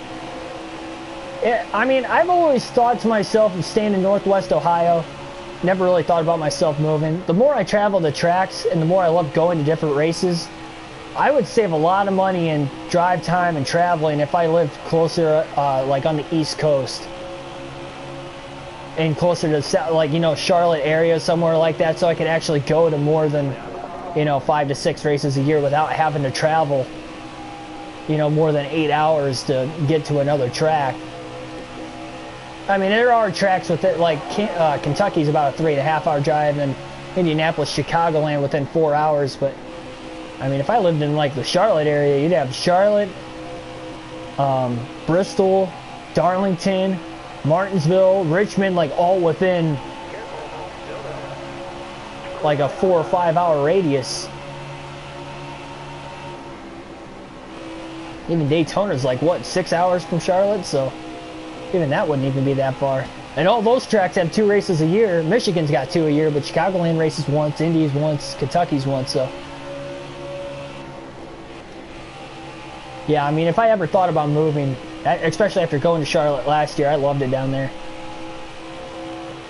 I would definitely, that'd probably be my destination, somewhere in that area. Maybe not like actually in Charlotte, like the outskirts, suburbs, something of that nature would be pretty cool.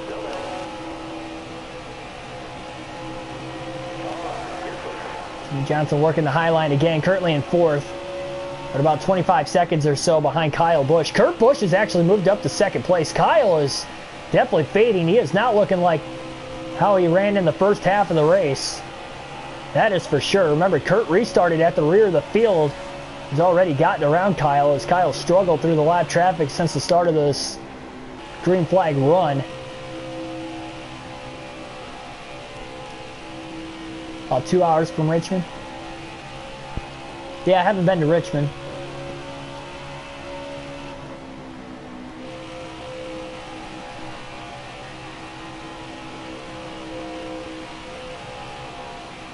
Yeah, but outside of those tracks I just stated, the next closest track is Watkins Glen. I'd been there already, but that's like a 6.5 hour drive. Or like 6 hours, 15 minutes, something of that nature. I've gotten used to long car rides by traveling, but I mean, it does save money. I mean, I'm just paying for gas and there and back. I mean, there and back on gas, you know, I'm spending over $100 on gas, so it's kind of like too close to fly. You know, spend the money to fly, because I mean, you can easily make it. Like, I left at 6 o'clock in the morning for Bristol last week for the All-Star race. It was about an 8-hour drive. And I got there about 2:15. Figured we made a stop to eat somewhere, too. So rather go to Talladega or the Coke 0400. I'd rather go to Talladega. I want to save my Daytona trip for the 500. I'm supposed to go to Talladega for the first time for the fall race, for the playoff race this year. Fingers crossed. They had 5,000 fans last time, but they were within an hour, or within a 150-mile radius of the racetrack, so they'd obviously have to expand that if I was able to go.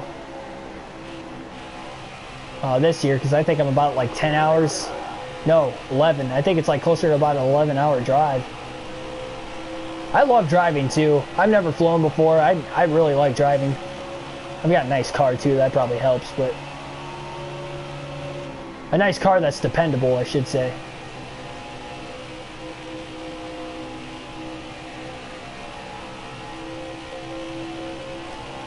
Next live stream is going to be tomorrow. We'll have the Cup Series at Martinsville. Not sure on exactly what time. I have to get the bushings replaced on my car. Left front bushing replaced, so that's going to take a little bit of time out of my day. So I only got time for one race tomorrow. Again, there's no Cup race going on so the rest of the weekend, so we pretty much have all day to get a race in these next 3 days.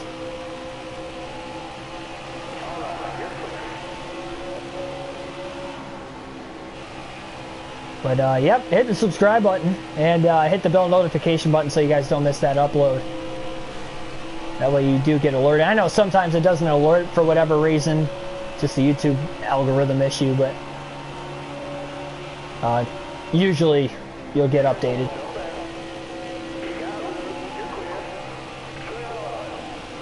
Thanks for stopping by there, Marbleman42. Hopefully you can make it back by the finish of the race, but if not, hopefully we'll see you again soon.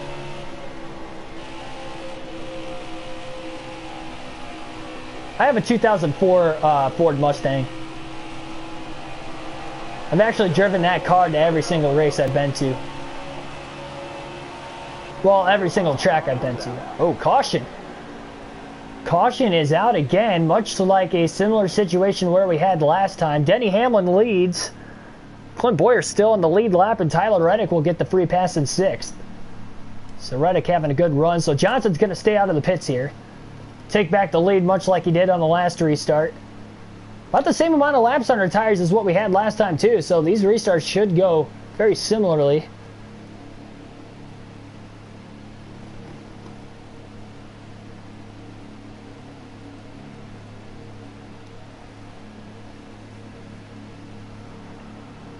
But just 89 laps to go. It's our third caution of the race. Not sure exactly who it was on this time.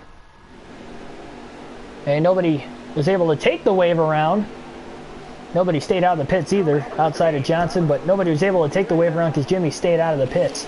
So Kurt Busch actually wins the race off of pit road ahead of Denny Hamlin. Gains an extra spot with Hamlin losing a spot there, and the green flag is back in the air. Don't count Bowyer out of it in 5th place as well. Here we go. Will this be the final restart of the race? We'll have to wait and see. 85 laps to go here in this one. It would be the longest green flag run of the day if we can make it to the end. Johnson to the top side of the racetrack here. Denny Hamlin to the bottom. A slide job, and Hamlin to the lead off of turn 4. The leaders had a lot better of a restart that time. No lap cars got in the way. Well, here comes Austin Dillon. Speaking of lap cars possibly getting in the way, he's got a big run trying to get back on the lead lap. And look at Kyle Busch, 3 wide to the bottom. How did he get through there so quickly? You wonder if he got a push from the 2 of Keselowski. Hamlin trying to hold on to the lead, but here comes Clint Bowyer, who has been a non-factor all day long, but Bowyer is going for the lead. Kyle Busch just behind in 3rd. Johnson back to 4th. Johnson trying to push Keselowski to get him going as these 2 lap cars in front of Jimmy kind of holding him up at the end of the straightaways. Bowyer to the bottom again for the lead. He is side by side with Denny Hamlin. Kurt Busch going for 4th place now on Johnson. Sly Boys, welcome to the stream. Cup Series at Martinsville tomorrow. So we got a 500 lapper on hand for tomorrow's race. Should be a lot of fun.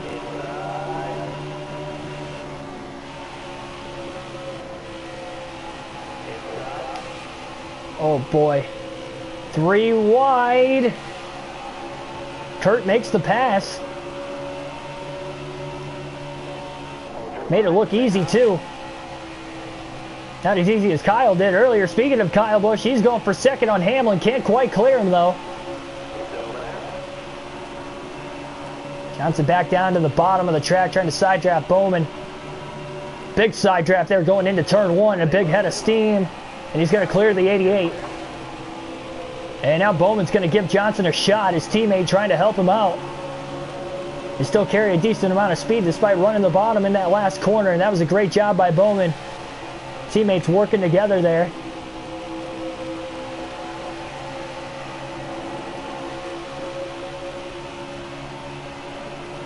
Busch still trying to get around Hamlin as Clint Boyer leads for the first time here tonight.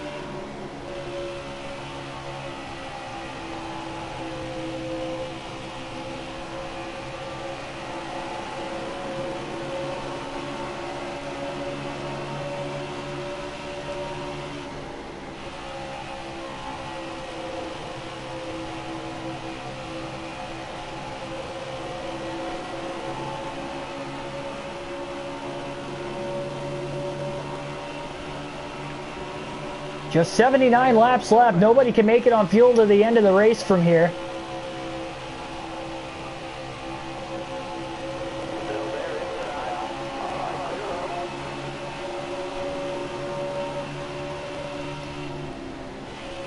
Should have night racing at every track. I would say for all tracks that have 2 dates, they should have 1 day race and 1 night race. Ooh, 3 wide to the bottom. You see that with some tracks, but not all of them. I just think it puts more variety from race to race. More so than just the time of the year. Keselowski pushing Johnson on the bottom of the track there. Still pushing him all the way down the back straightaway. That's helping Johnson with his runs down the straightaway despite running the bottom of the track. Keselowski and Austin Dillon still side by side. That's 4 position behind us. Oh, big side draft there as Keselowski still got loose off of 4. The 2 and the 3 car almost made contact. They might have made contact. If not, it was definitely close.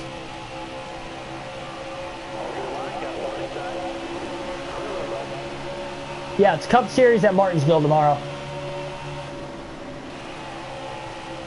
Kyle Busch has taken the race lead away that last lap to Clint Boyer.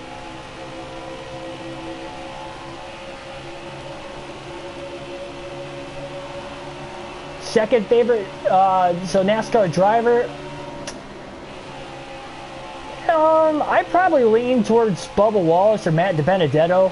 Probably one of those two. I don't really like root for anybody outside of Blaney necessarily, or at least as hard as I root for Blaney every week, but Bubba being close friends with Ryan, they came up, at the same time too, so kind of followed both of their career paths. So that's why I kind of lean towards Bubba a little bit. And then Matt DiBenedetto, I mean, how could you not like DiBenedetto? He's really, really clean driver, just like Blaney. That's why I like Blaney so much too. Along with the background he's got, but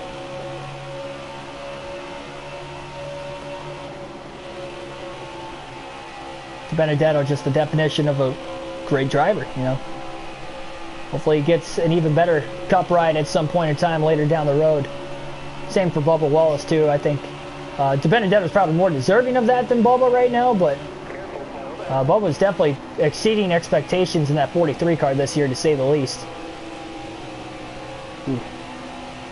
Man, we could have cleared the 1 of Kurt Busch, but we tried to get around Harvick at the same time through turns 1 and 2. Side drafted him, but couldn't clear him as we washed up the track. Now trying to side draft the 4th place driver of Kurt Busch as the battle for 4th is on. Johnson's going to be able to clear Kurt Busch through the tri-oval there after going down to the apron. So Johnson up to 4th now. Clint Boyer trying to go back for 2nd place on Hamlin as Hamlin has gotten around him for that position. Boyer held on for a little bit before losing the lead. Thanks, Jackson, for the comment. Favorite left rear tire changer in NASCAR? Yeah, I can't name you a left rear tire changer. Or a rear tire changer, that is, but I honestly can't name you one. I know a lot about NASCAR. I don't know a lot of the pit crew names outside of crew chiefs and some spotters. But then, the actual like on-track pick. Can't name you anything.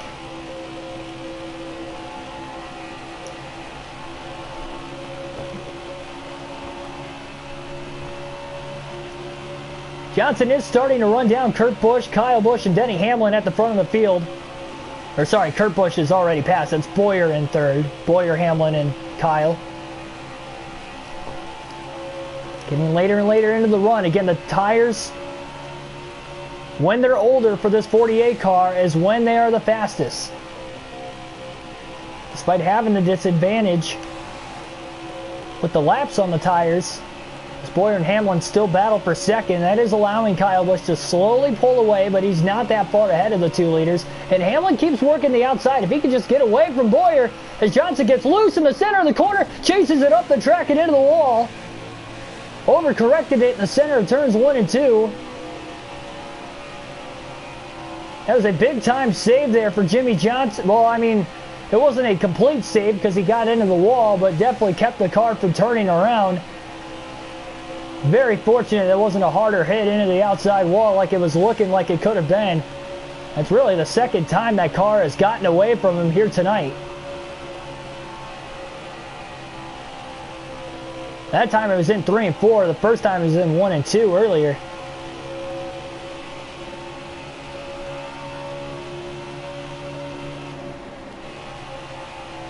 Yeah, Ravish was on either Tuesday night for the doubleheader or he was on Monday night.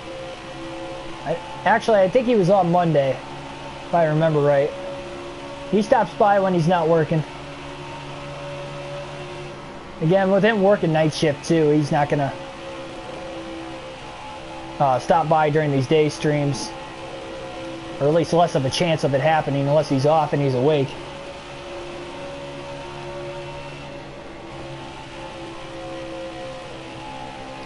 Is there day to night transitions? I heard that there is, and I still think there is, but I think it's only when stages are on. You don't see any day to night transitions in any of the races I've been doing on the channel so far because there has been no stages in the races.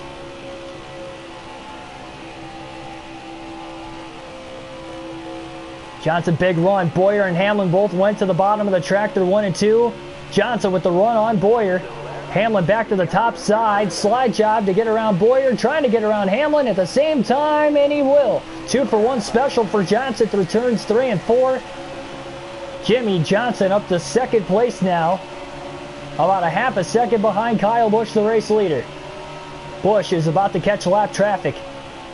Johnson to the top, Busch to the bottom. Big run. Busch is caught behind the lap car there of Joey Gase. Big run to the bottom now, down the backstretch. 3 wide for the lead. Into turn 3. Johnson all the way at the bottom of the track, sliding up in front of the 18. Busch had to check up out of the gas. Textbook pass by Jimmy Johnson. And for the 5th time today, Johnson is leading laps here at Kansas late into this tire window.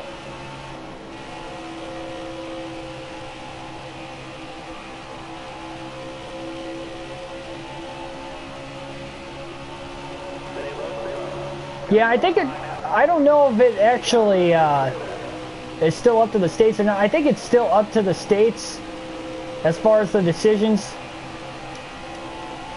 Because I know when I was down in Tennessee, you didn't have to wear masks in like restaurants and stuff. Some restaurants did require it, but not all of them when we were there for Bristol last week. So I kind of found that out because in Ohio, I know you have to. In Ohio, it actually goes by county, but most of the counties here in Northwest Ohio, you have to wear a mask, which is weird. It goes county by county. I live in Sandusky County, and I think they just transitioned to that like a couple days ago. But I work in Lucas County in Toledo, so I know for a couple weeks now you've had to wear a mask wherever you go there.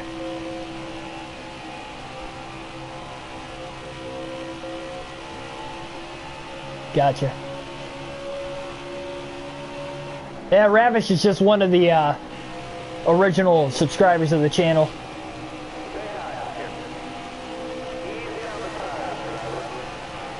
He was stopping by for a while there during the quarantine because he wasn't working, but Since he's gone back to work, he usually makes it by once or twice a week, but it's about all he has time for anymore. Yep, 20 people watching. Headed up to 25 at one point in time. We're getting later and later into this race. Johnson will have to hit pit road soon. And remember, he's going to have to pit about 25 to 30 laps before the rest of the field, so we'll see. Johnson's got about a 3-second lead right now on Kyle Busch. Jimmy goes down to the apron to get around Quinn Houff and Ryan Preece. Johnson's just got a handful of laps, maybe even less than that, before he has to hit pit road. He is within the fuel window to make it on one more stop. The problem is that right front tire will not make it to the end of the race on one more stop.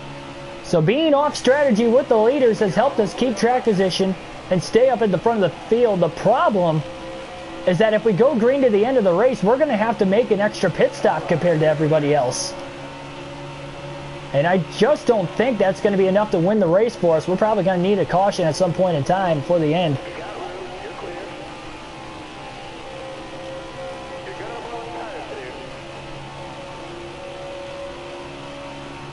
Yeah, I think so too, but he seems pretty confident that this is going to be his last year. I don't think he's going to change anything.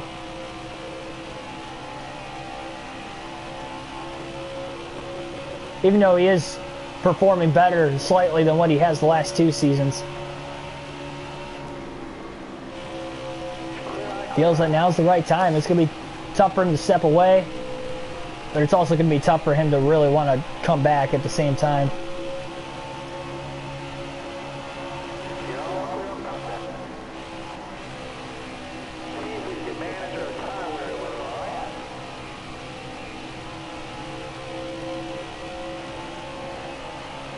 Gotcha. Yeah, I know I was going by counties there for a little bit. I don't really like keep up with the news too much outside of like NASCAR news, but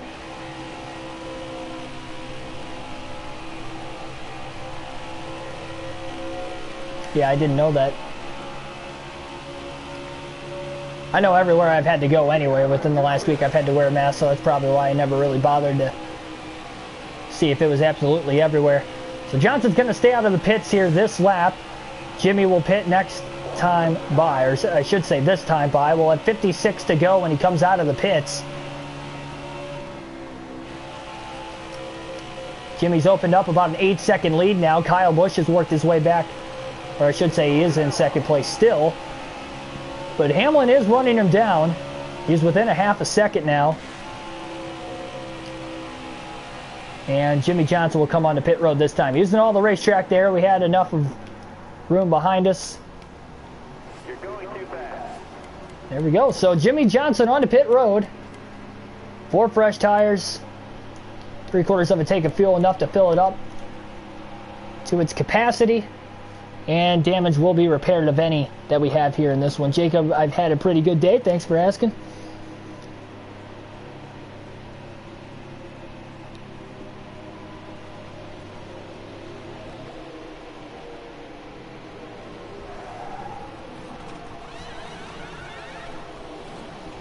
So not the last green flag stop. Well, it could be the last green flag stop, but it is not the last stop for Johnson today. We know he will have to likely make one more. He's within the fuel window, but the tires likely won't last that long.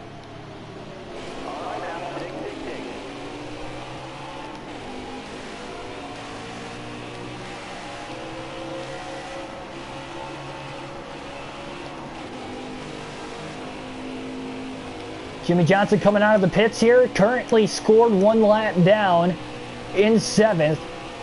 Harvick is in the free pass position, so if a caution comes out, Johnson would actually get caught a lap down right now. Unless everybody pits and he could take the wave around, but not worth the risk there. Jimmy's going to try to hustle to get around these guys. 55 to go as he gets back up to speed.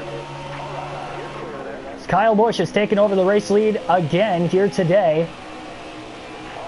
The rest of the leaders will likely try to make it another 25 to 30 laps at the most that they can run, but really if they make it another 10 laps, their tires should easily be able to hold on to the finish with one more stop. Parker Fletcher, welcome to the stream. Oh, wow, Johnson got really tight through the center, 3 and 4 to the bottom, barely able to stay in front of Kurt Busch.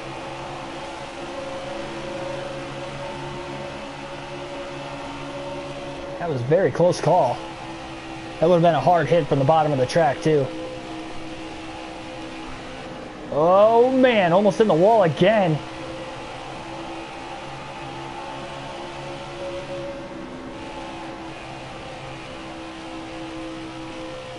Thanks for the comment there, Parker. Big run to the outside. Up the middle now. Stenhouse going to clear Harvick.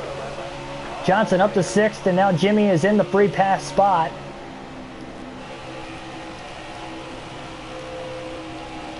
Tyler Reddick in 5th place, the next driver ahead of us, but he got the free pass under that last caution and is currently on the lead lap.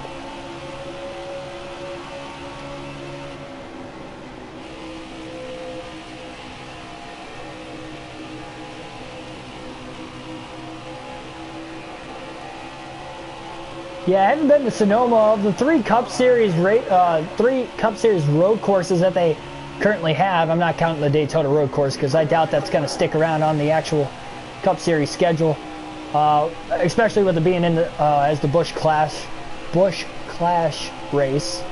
I don't see them running a regular season race there next year, at least, again, due to COVID. That's the only reason they're running there this year. But Watkins Glen, Charlotte Roval, I've been to both of those two races.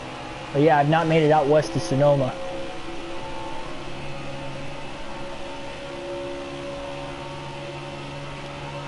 Oh, man. Wow, look at how tight Johnson got in 1 and 2 there. And look at this mad scramble from about 2nd place back to 4th at least. Oh my goodness, they're going 3 wide. Oh boy, Hamlin couldn't quite get to the inside of that lap car that was ahead of him. And look at Johnson going all the way to the apron off the top side without the traffic 4 wide. We haven't seen that until now today. 4 wide through the tri-oval once Jimmy got down to the apron there. Wall is trying to side draft now on Johnson. Jimmy going to try to get away from him. Now to the inside of Hamlin. Big side draft there into turn 3. Johnson down to the bottom and now going to clear Hamlin.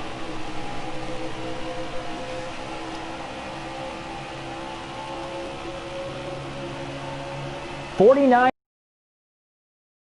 leader Kyle Busch. Johnson trying to get back on the lead lap in case there is a caution, so he doesn't have to restart at the rear of the field with the free pass. Make his job a lot harder to get to the lead. We did see Kyle Busch restart at the rear of the field, getting the free pass earlier. Was able to drive his way to the lead on a longer green flag run before losing the lead later in that run.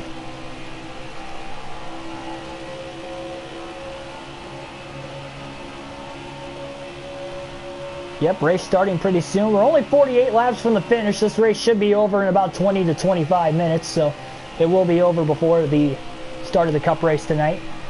Trust me, I don't want to miss a lap of the Cup race.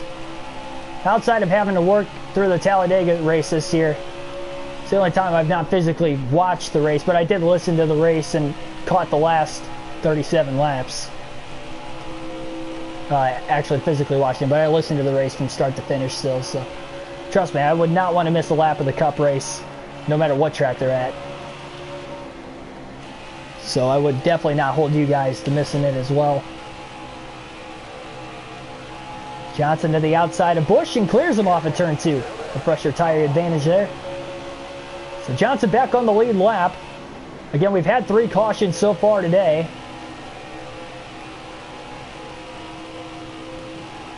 The last caution came out with about 88 laps to go. Went green with 85 laps left, and we're currently on a 40-lap green flag run. Which is all the longer the 2 green flag runs were before this one. They only went about 40 to 45 laps, so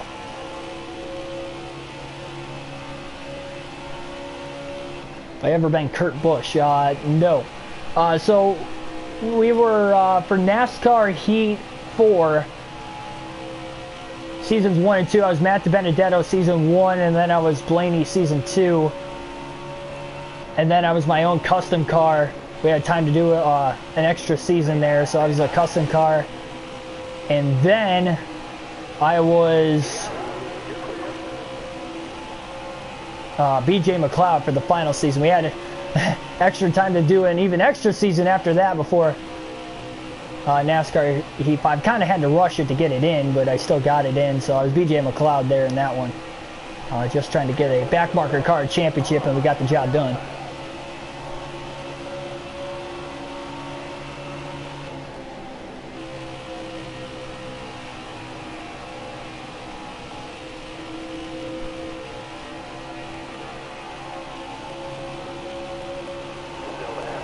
Johnson about 4 seconds behind Tyler Reddick now for 5th. But at least Harvick for himself is in the free pass spot by about 4 seconds ahead of Bowman if we do get that caution. And if he can unlap himself, which I don't think he really can. I think Kyle Busch has that fast of a car. Didn't have a great restart on the last 2 restarts now, but has been able to get to the lead regardless. So again, this is interesting, because we cannot make it to the end of this race without having to pit again because of tires. The rest of the field can make it on one more stop. So if we both have to make one stop, we're still 28 seconds off the lead right now. We are likely not going to win this race if we don't get another caution. And only having 3 of them today, it has not been promising as to if we will get that caution or not.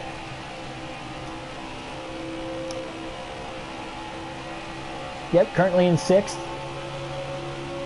Should catch Tyler Reddick here in a couple laps. Oh, we'll brush off the wall getting into 3.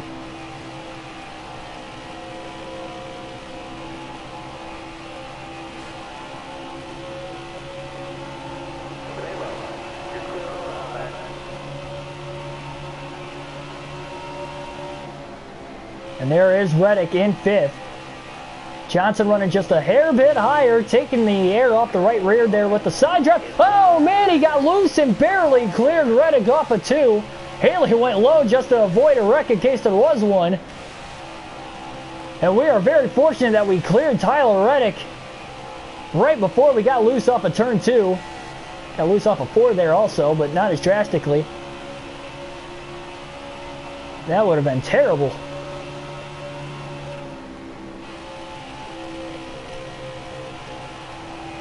There was no contact with the wall or another car there. Great job by Johnson keeping it off, but if Reddick would have been to the inside of us still, then we definitely could have turned ourselves off his front bumper.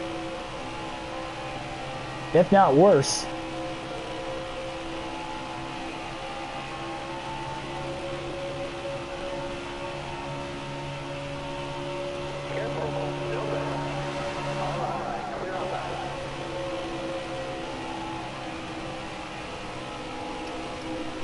So Johnson's still 23 seconds off the lead. Car getting faster and faster over the course of the run again, though.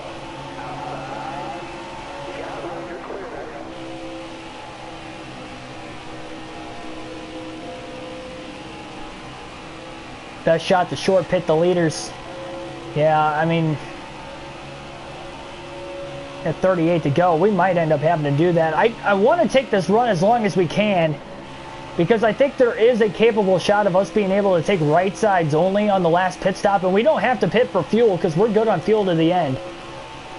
We're about 3 laps to the good as of right now. We might be able to take a half a can that won't slow our pit stop up any, so you know, we might even be able to go half a can just to be safe in case we have an overtime or two. But I think that will probably be the way to go, to take right sides only. But again, we want to take the run as long as we can just to make sure, because if those left sides don't look like they're going to make it, we're going to have to take 4 tires instead of 2.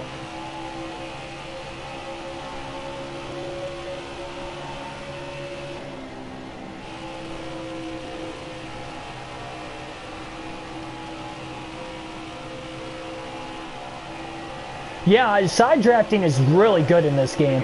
You can, I mean, in Heat 4 you could side draft a little bit, but you can really side draft another car well in Heat 5. I've really noticed that. It doesn't matter what track you're on either. You can get right on that left rear corner panel and really kind of suck them back. Same thing with the right rear. I do it all the time. Obviously you don't want to make contact. You make contact, you're both losing time, but get as close as you can without touching them. It really does work.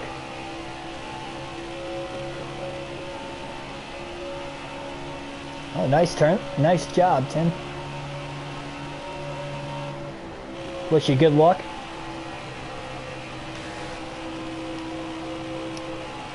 Johnson's still 18 seconds off the lead. I'd have to imagine the race leaders are going to pit soon.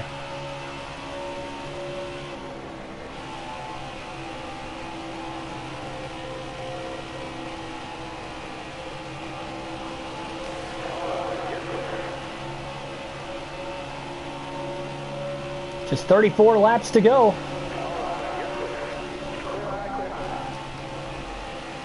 More than halfway through the tire run ourselves here.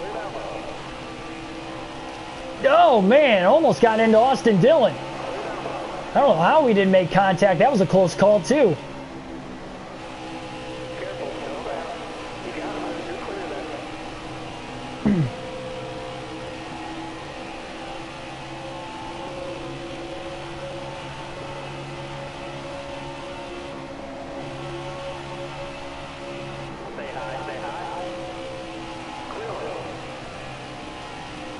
Less than 9 seconds now behind Hamlin in fourth, who still hasn't pit, but still 15.5 seconds back from Kyle Busch.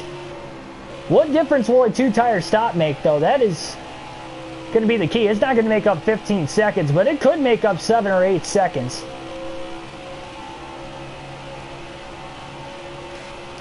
$32 to go.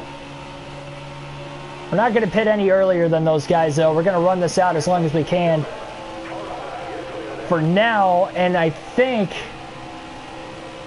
we're gonna, I don't know, I really want to run this out as long as we can, but at the same time we don't get that caution. How much time are we going to lose while they're on fresh tires versus also on right? Now see, right side tires should loosen the car up a little more also. But we are so tight with fresh tires, I don't know how that's going to balance off. We haven't taken a two-tire stop all day. So that'll also be interesting to see how much looser the car might end up getting. It's like Alex Bowman's going to hit pit road this time. 13 seconds off the lead now.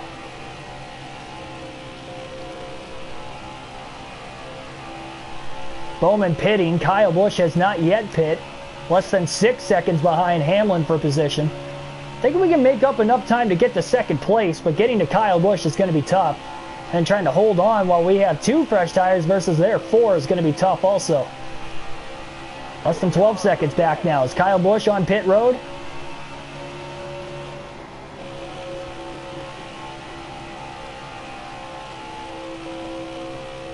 I don't know if he is or not. It looks like he is. So Kyle Busch on pit road as we speak, with just 29 laps to go. 28 now for the leaders.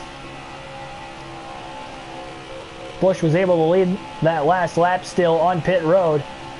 So it will be an official lead change this time by. And Johnson will pit right now a lap after everybody else. Right side tires only for Johnson. Final pit stop of the day. Right sides only, trying to carry as much speed as we can without speeding. Great job by Johnson there that time. Right sides only. And we'll take a half a can of fuel just to be safe. We're going to repair any damage we've got. No adjustments. Yep, indeed, Tim. We pitted this lap.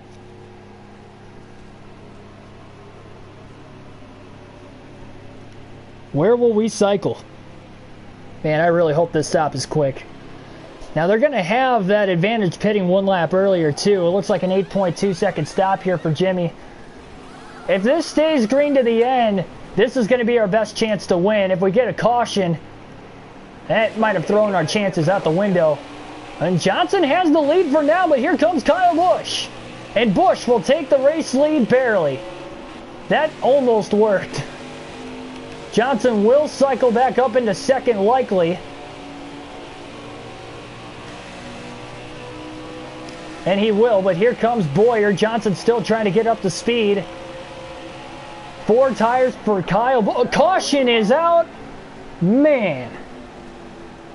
Sorry for the hat head. That's why my hair's matted down. I'm wearing the hat all day. But regardless of the fact, caution is out for the 4th time. And that couldn't have been a worse time. Johnson pitted. If we just would have stayed out, we could have held everybody a lap down, but we didn't know we were going to get a caution. We've only had 3 up until this point. This is the 4th of the race. And the problem is our car's so tight with 4 fresh tires, I think we've got to keep the same 2 tires on the car.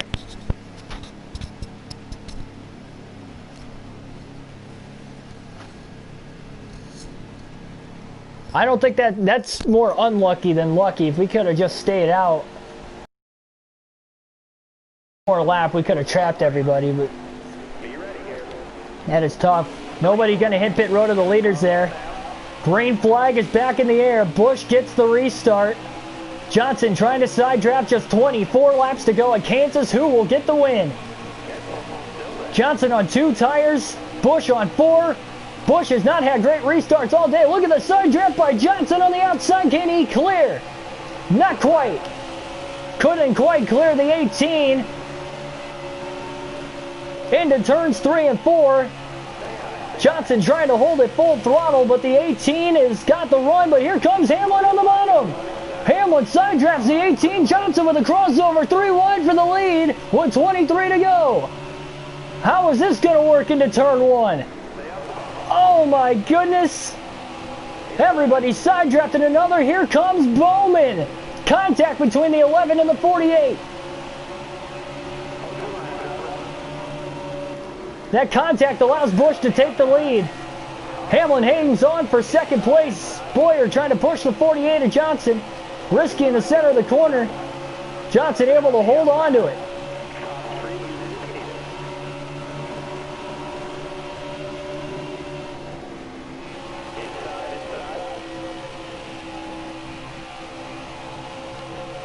When will the car come alive, if at all, with 2 tires? 3 wide up the middle here for Johnson, trying to quickly get around the 2 RCR cars. That might not work. Oh, Boyer going to push in the center of the corner. And Boyer about got squeezed as the 48 got loose and almost hit the 2 of Keselowski. Busch with the clean air. Bowman is a lap down. He is trying to get his lap back.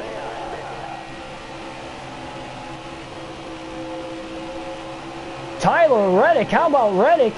Remember, he's 4th position, and Reddick is going for 2nd place now on Hamlin. The rookie Tyler Reddick trying to get his first career win. Man, this 48 car is almost too loose with the 2 tires instead of 4. And it's only going to get worse as the tires wear off. 20 to go. Hopefully the left front lasts to the end of the race also. I would think it would. We know the right sides are definitely going to last. Oh, contact with Blaney. Oh, man, tried to not overcorrect it, and we did. Back into Blaney again.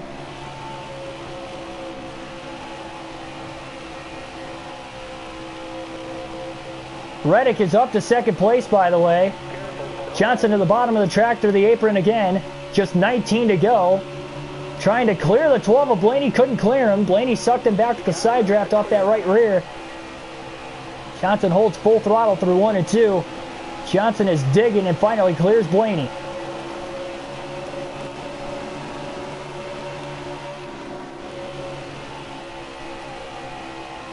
Oh, wow, Blaney got loose. Back behind us, saw it out of the rear view mirror. Johnson's got a big run. This car's coming in pretty quick with the 2 tires, despite how loose it is. Johnson out of the bottom for 4th place on Hamlin. Kurt Busch is up to 2nd now as he has gotten around Reddick off of turn 2. This is what Kyle Busch wants to see, is everybody racing further back.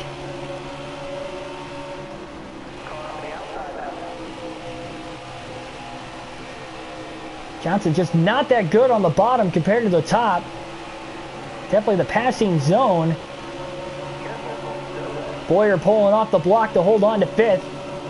See the straightaway speed he got after running the top. Kurt Busch is on the top. Hamlin, Reddick, and Boyer all at the bottom. Hamlin off the exit of the corner trying to get underneath Reddick. Oh, wow. Oh, man. Hamlin almost took him 3 wide. I didn't think Reddick had the run to get to the inside of Kurt Busch, but he did. Johnson trying to push Bowman. Say, hey, teammate, need your help. Need you to get out of the way. 3 wide for Johnson through the tri-oval. He's got that big run off the top. Now to the inside for 4th on Hamlin. Trying to clear him, and he does. Oh, Hamlin got tight, almost into the wall, and here comes Boyer. Oh, no! And around goes Johnson. Johnson goes around through the through the back straightaway. Very loose, no caution, we stay green. 3 wide off the exit of the corner as Jimmy went for a spin.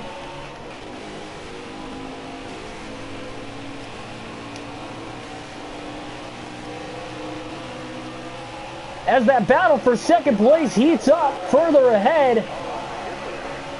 The loose car, just the slightest bit of contact, going 3 wide off of 2 is enough. A great save by Johnson on the back straightaway, much like he did earlier in the race, to keep the car going. But that's going to drop him back to 7th now. And now is likely going to need a caution.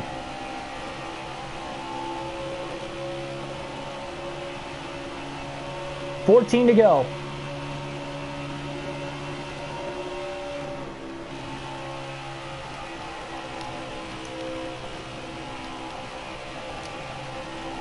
"12 seconds off the lead. Johnson still trying to run it down, but with Busch having the clean air, you know he's going to have faster lap times. Even if Johnson's actually necessarily faster in traffic, we think Kyle Busch will catch lap traffic before the end of the race too, but this race is not over. There's still 13 to go.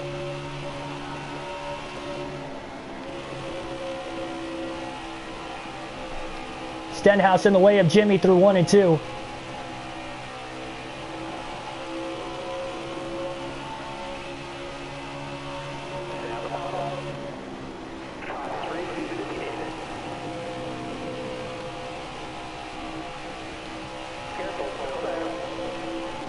Oh!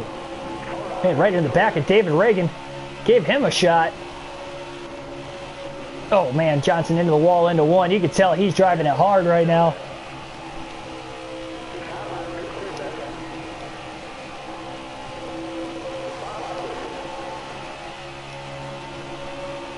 But now having to hope for a caution in the late going of the race.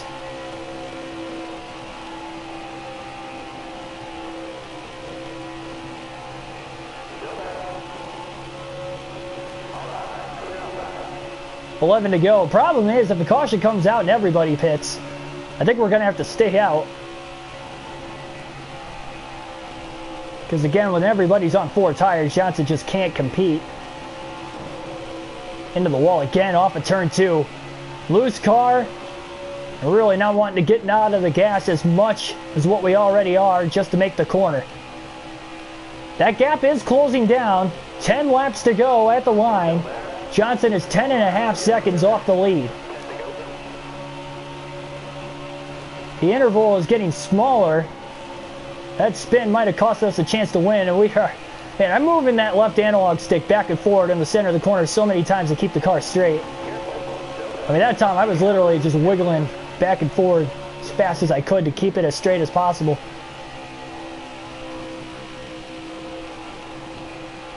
And if caution comes out, we have overtime. We've seen crazy restarts already today. That might be the craziest. If we get another one before the end. Just 9 laps to go. Johnson has to go to the middle there to get around Truex. Eric Jones. Logano moves off the top. He gave us enough room. Not a lot, but he gave us enough. Starting to get out of the gas slightly to get to that point in the center of the corner, but Jimmy's coming. He's going to be able to make a couple more passes before the end of the race, but can he catch the race leader? And lap traffic could play a factor in this one. If Kyle Busch catches lap traffic before the end of the race, just 8 laps to go, there is a chance he can at least catch the back marker cars. And they're all battling for position back there. They're not going to want to give Busch any leeway.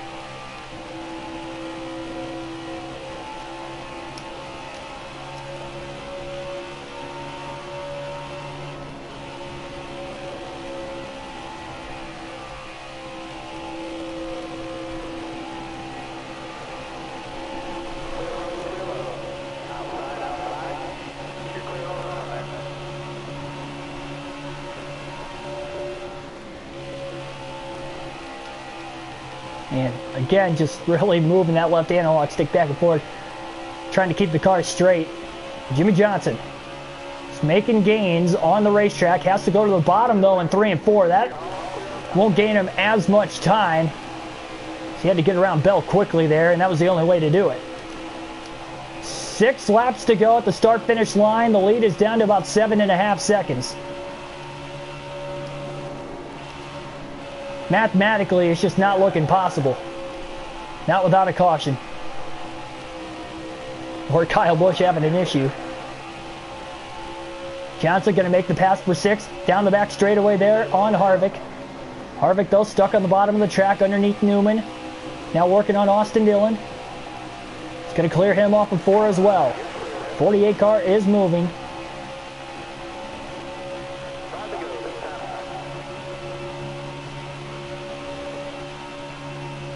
Trying to hold full throttle through turns 1 and 2 here. And that left front tire is getting very worn out, down to 20% tire wear.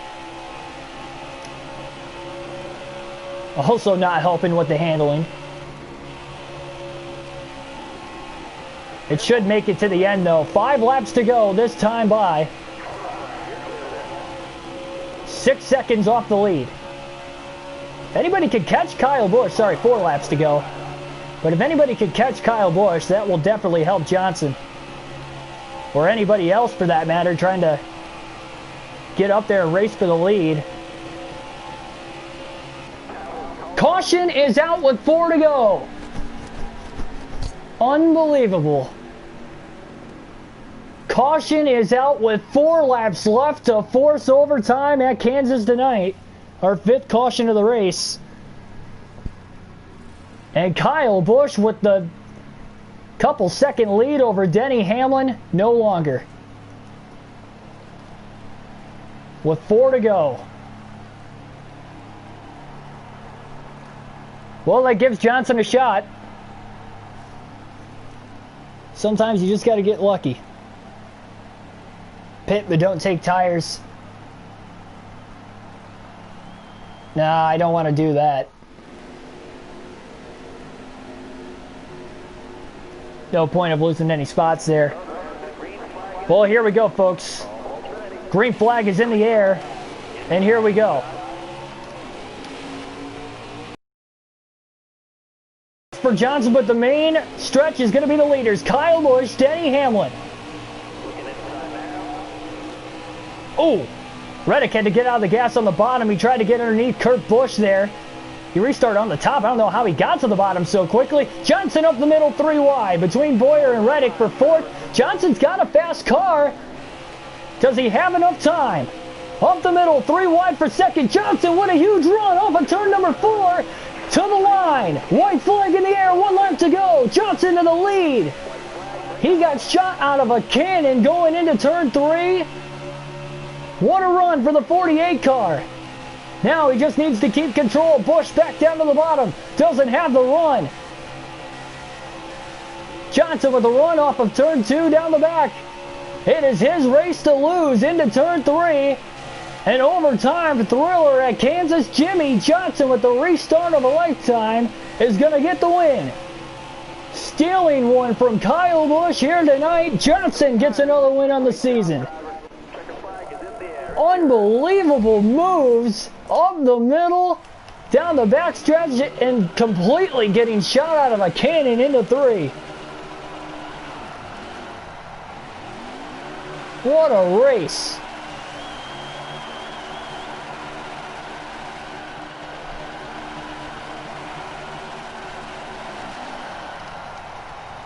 Couldn't have done it without the caution.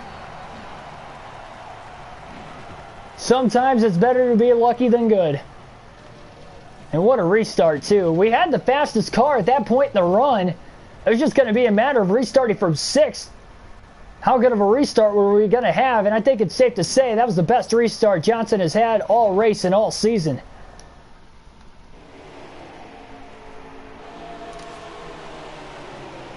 Unbelievable. 2 hours and 22 minutes total time on the race today. 5 cautions total. And the top 8 finished on the lead lap. Bowman had the free pass under that last caution, by the way. Unbelievable. Johnson with the win. Kyle Busch second. Kurt Busch third. Denny Hamlin fourth. Tyler Reddick rounds out the top 5. Followed by Boyer in 6th. Harvick 7th. Alex Bowman 8th. Keselowski 9th. And Austin Dillon rounds out the top 10. Great run for RCR, getting 2 cars in the top 10 here tonight. 3 drivers, DNF, Ty Dillon, Chad Fincham, and Chris Buescher were the 3 drivers that failed to finish this race. Johnson gets win number 8 on the season. And you know what's interesting? We might have a shot to get him to 100 career wins. That would be awesome. If we could do that by the end of the season. At the pace we're running, it's definitely possible. Bet Quinn Half was the caution. It may be. We don't know what the last caution was for. But boy, did it give Johnson a shot in overtime.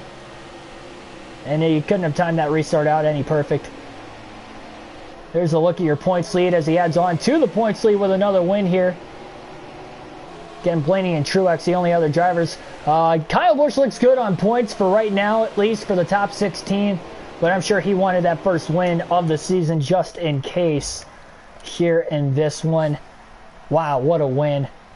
Busch had the fastest lap with a 30.660, and Kyle Busch led the most laps today, 129 of the 267 laps led in this 400-mile event. Johnson from the rear to the front without qualifying or practice. That was an amazing race all throughout with a fantastic finish to go along with it. It's been a banger of a season so far. Despite the fact we have 8 wins and have a comfortable lead in the regular season championship standings, these races have been intense. Man, let me tell you. Hopefully you guys enjoyed. Hit the like button down below. Hit the subscribe button for more daily NASCAR content, for more realistic NASCAR Heat 5 live streams. Full races, might I add, at that. We'll be back tomorrow, Martinsville. Oh, man, that's going to be tough to make it 500 laps without DNFing in that one, but we're going to give it our best shot. It should be a whale of a show once again as we go back to the short tracks on the season. Back-to-back short tracks, because I think we go to Richmond after that as well. So stay tuned for that one. Again, hit the subscribe button for more daily NASCAR content. Hit the bell notification button so you guys don't miss another upload. I'll see you guys tomorrow afternoon. Thanks, everybody, for watching, and enjoy the Cup race coming on here in a little bit.